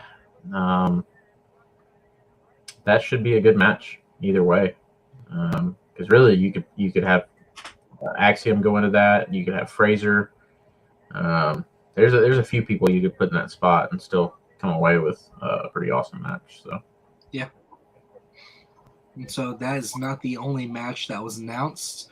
Later on that night on NXT, I believe you saw this too, we have a little bit of confrontation between Chase U and the Schism. Yeah, which I'm actually really enjoying, man. I'm liking the Chase U Schism storyline. It's making me like Chase U a little bit more than I had previously. They had a mock debate where they were having to debate the merits of each group's philosophy. And Tyler Bate showed up to take part in that debate on behalf of Chase U. So we're getting Chase U and Tyler Bate versus Schism. Yeah, which I'm very excited for. Yeah, man. I think it has some potential to be a really good match. I did. What is the Chase U girl? What's her name? What's her name? Tia Hale. Tia Hale. Yeah.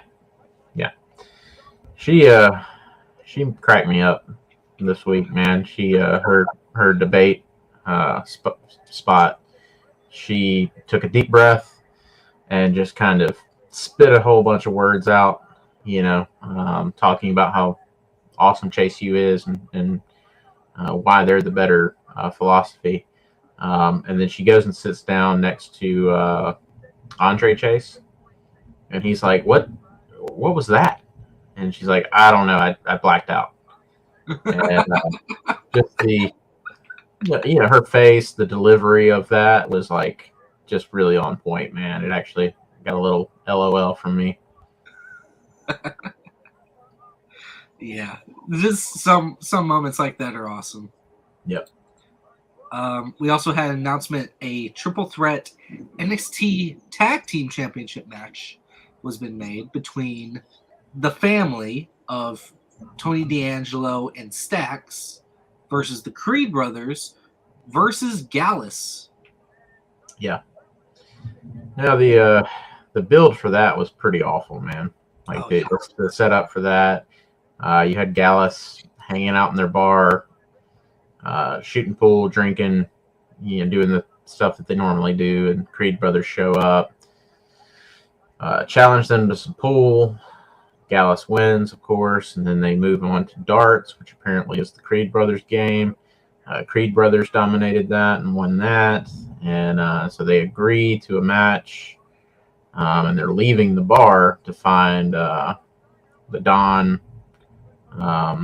and his lackey waiting in the parking lot to then challenge for their spots in the match. So yeah, that whole thing, man, was cheesy and cornball, and not really in a good way.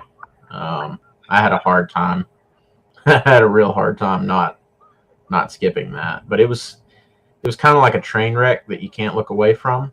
It's like, this is so bad. I have to just follow it through and see how bad it really gets. I feel like it would be a great match between the Creed brothers and Gallus. I feel like that match is going to be phenomenal.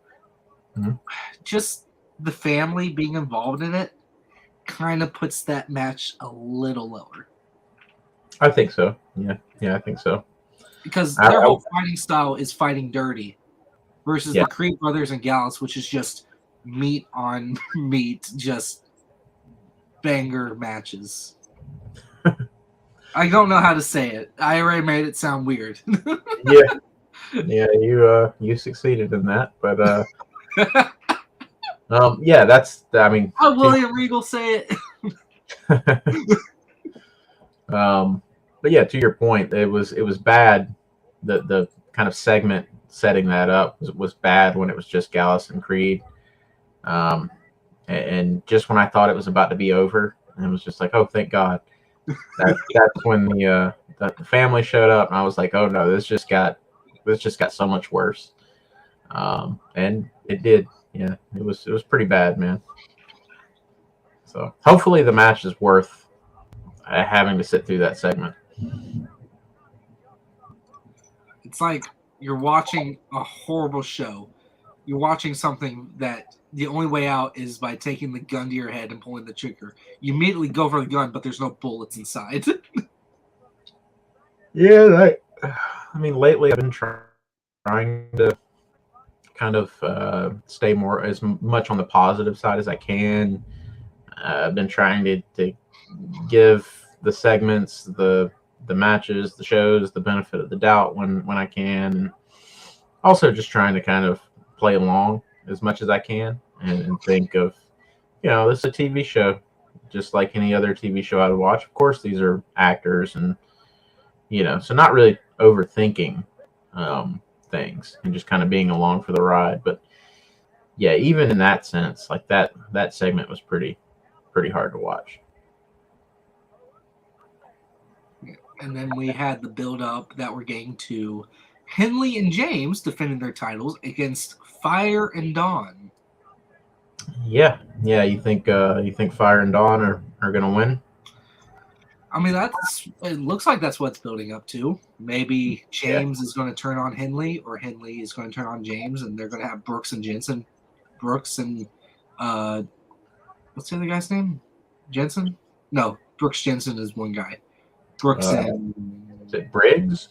Briggs, yeah. Brooks and Briggs turn on each other. Maybe. I don't know. I don't know if I see that happening. I know. So the girl. God, you just said her name. The girl that's seeing the guy. James? Keanu James? Yeah. She's apparently cheating on him, and Henley found out about it. Yeah.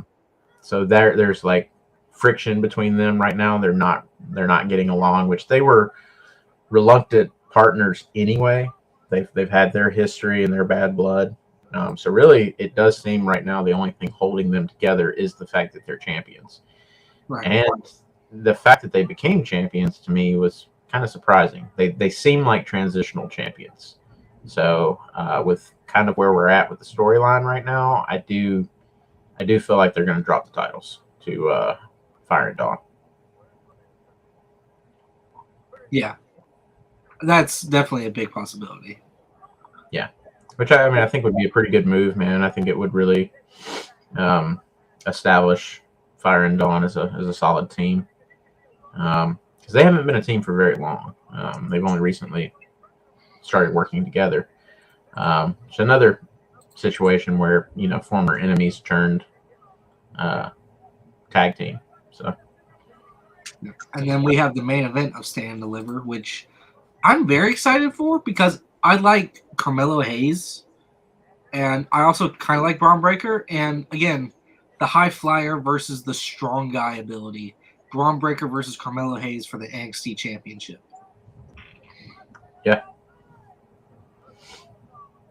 yeah, I'm actually watching an old Steiner Brothers match right now. So yeah, I think that could be a good match, man. I've seen some Carmelo Hayes. I know you've been big on him for a while and been recommending some stuff, and so I've been watching his stuff when I can. And yeah, he's definitely talented. So I'm not crazy about the guy that they have with him. Trick Williams. Yeah, I could probably do without him. I almost feel like he kind of holds Carmelo back a little bit for me. Kind of drags him down a little bit as far as my enjoyment of them. Yeah. Yeah. Should be a pretty good match, man. We've got Pretty Deadly hosting the whole thing. I don't know. I've been enjoying them a little bit more lately. Just some comedy, and they've got that.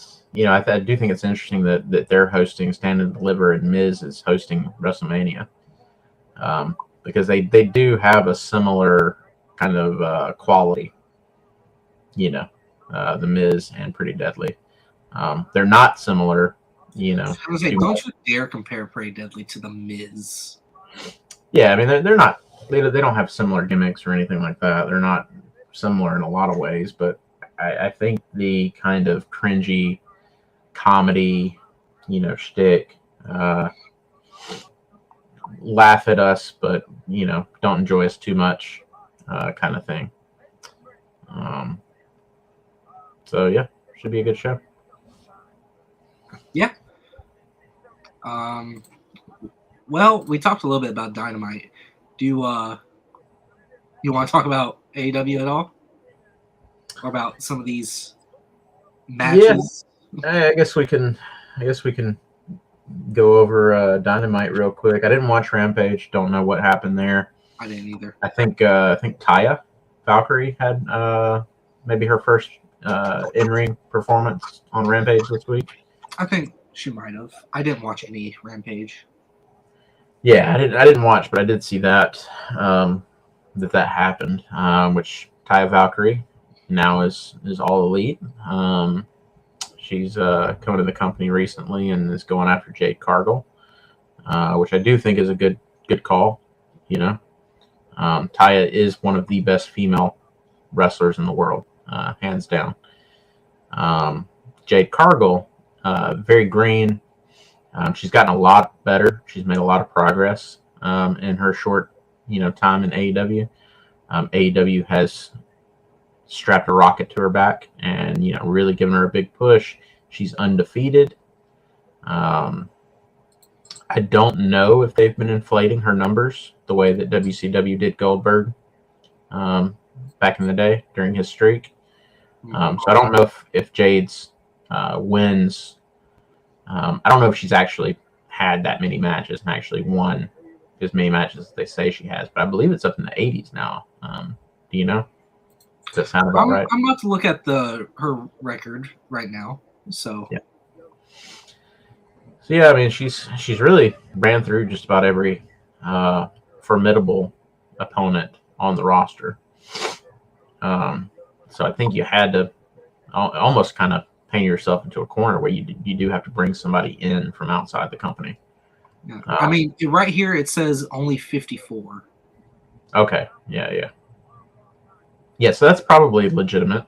I think if they were inflating her numbers, I know back in the WCW days with Goldberg, he would be at 54, on Monday Nitro, and then a week later on Nitro, he'd be at, 78, and the guy hasn't had 20 matches in the past week, so it's pretty obvious that they were inflating those numbers.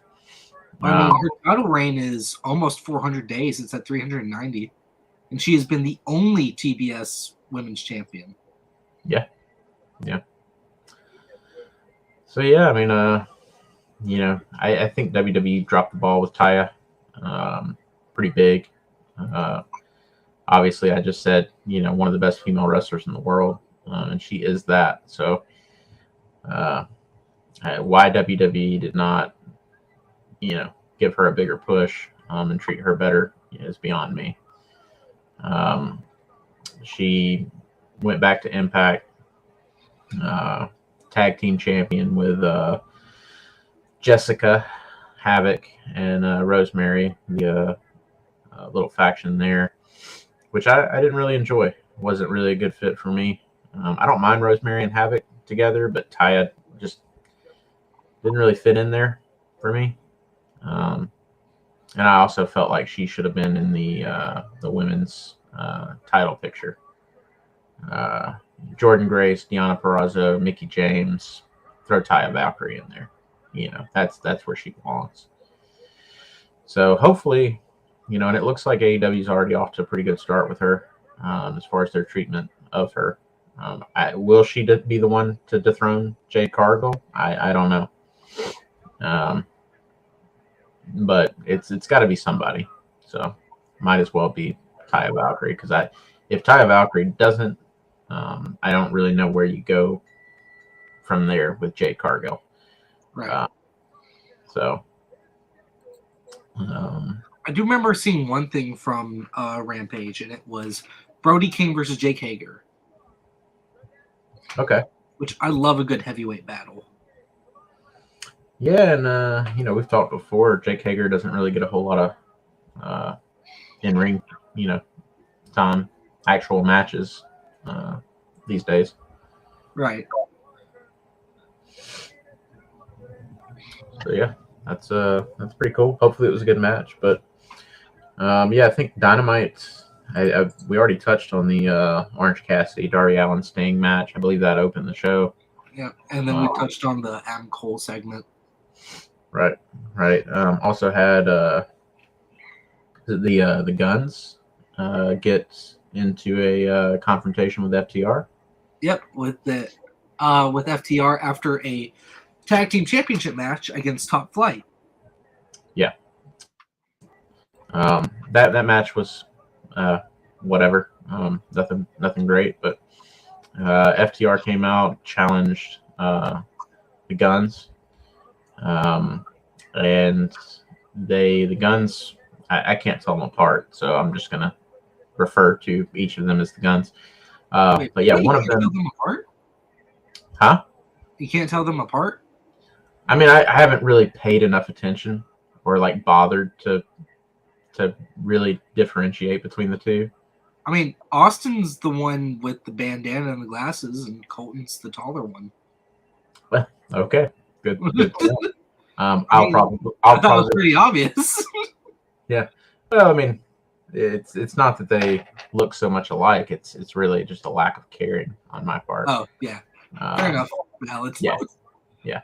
But yeah, FTR challenged one of the Guns. Told him, there's nothing that you could offer us that would have us give you guys a title shot. So, and again, is this Dax, the bald FTR guy? Yeah. Yeah. Just call him Dawkins or whatever it was in WWE. Yeah, I don't even remember what they were in WWE. That was a joke. I can tell the FTR guys apart. But yeah, Dax told him, that they'll quit AEW forever if they lose the match. So the Guns agreed to that.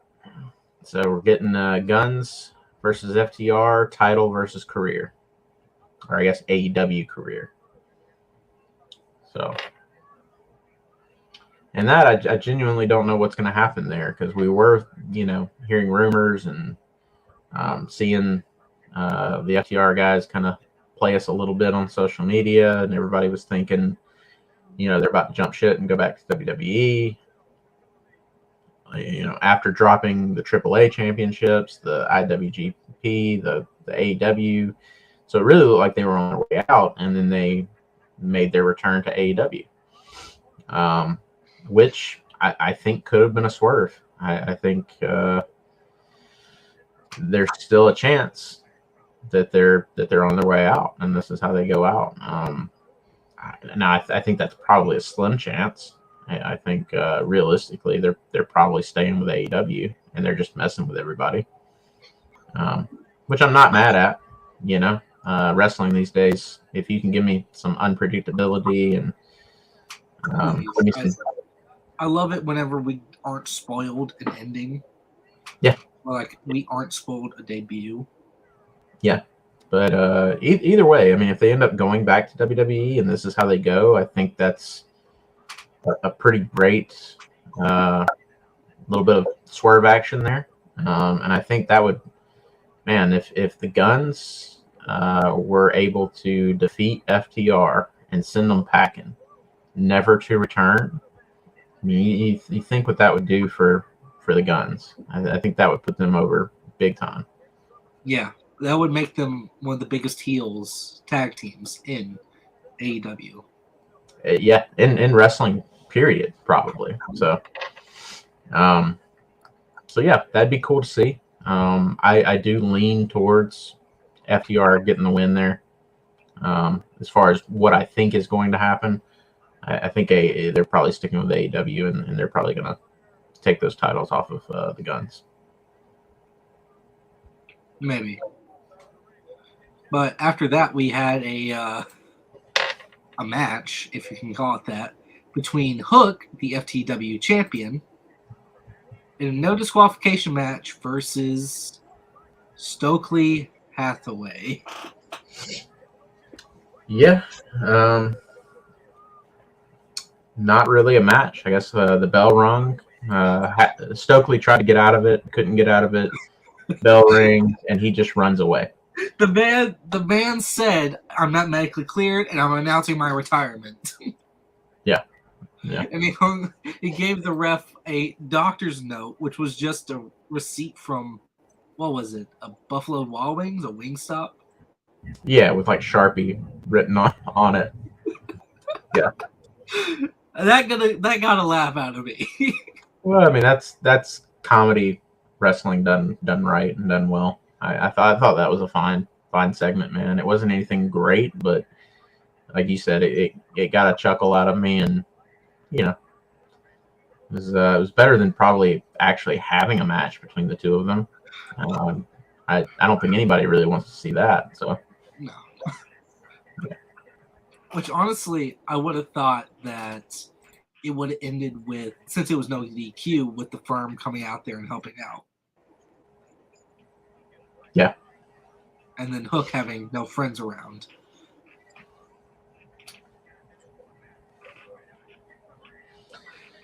Yeah. But yeah, that didn't actually go down. Then we had I guess the Young Bucks attacked backstage, and they got hauled off in an ambulance to a hospital with Adam Page hopping in the ambulance at the last minute. You saw that?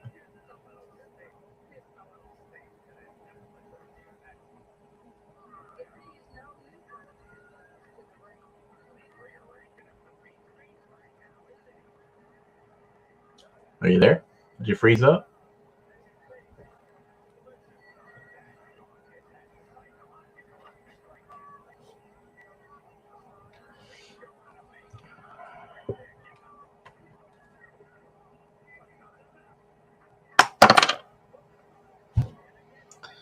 All right. Well, looks like he froze up and he's disappeared. So, um, we'll give it a minute and see if he returns. We're having some bad weather here, so I'm assuming that's probably what's knocked him out. So,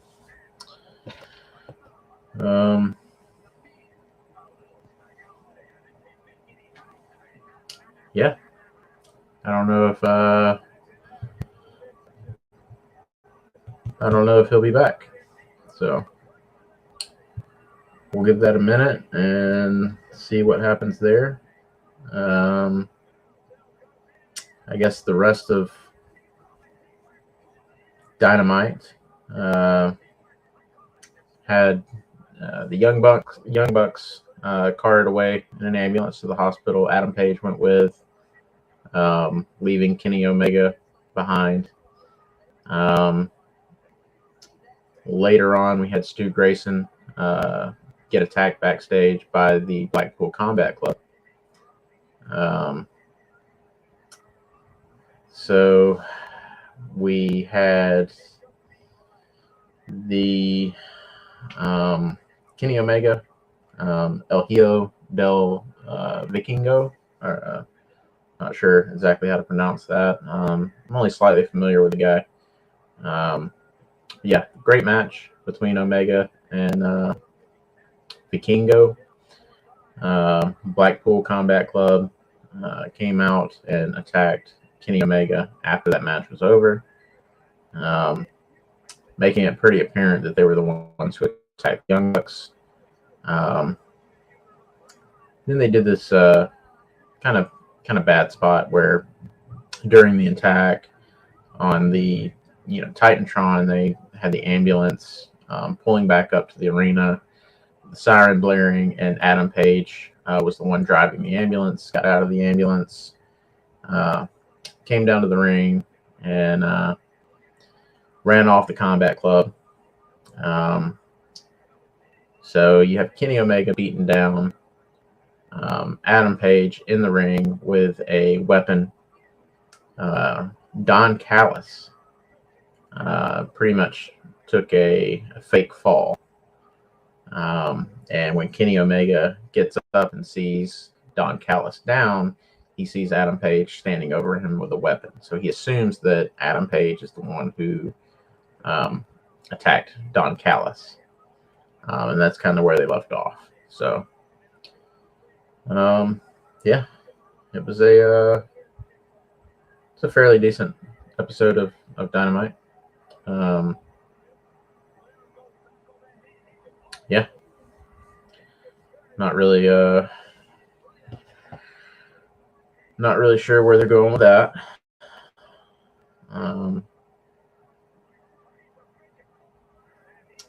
But yeah, I guess we might just have to end it there.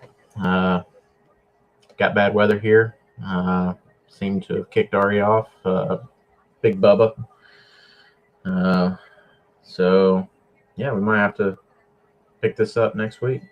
And so yeah, thanks for joining us. And yeah, if you have any thoughts on the show, leave a comment, like, subscribe, all that jazz. And yeah, come back and see us. Y'all have a good night.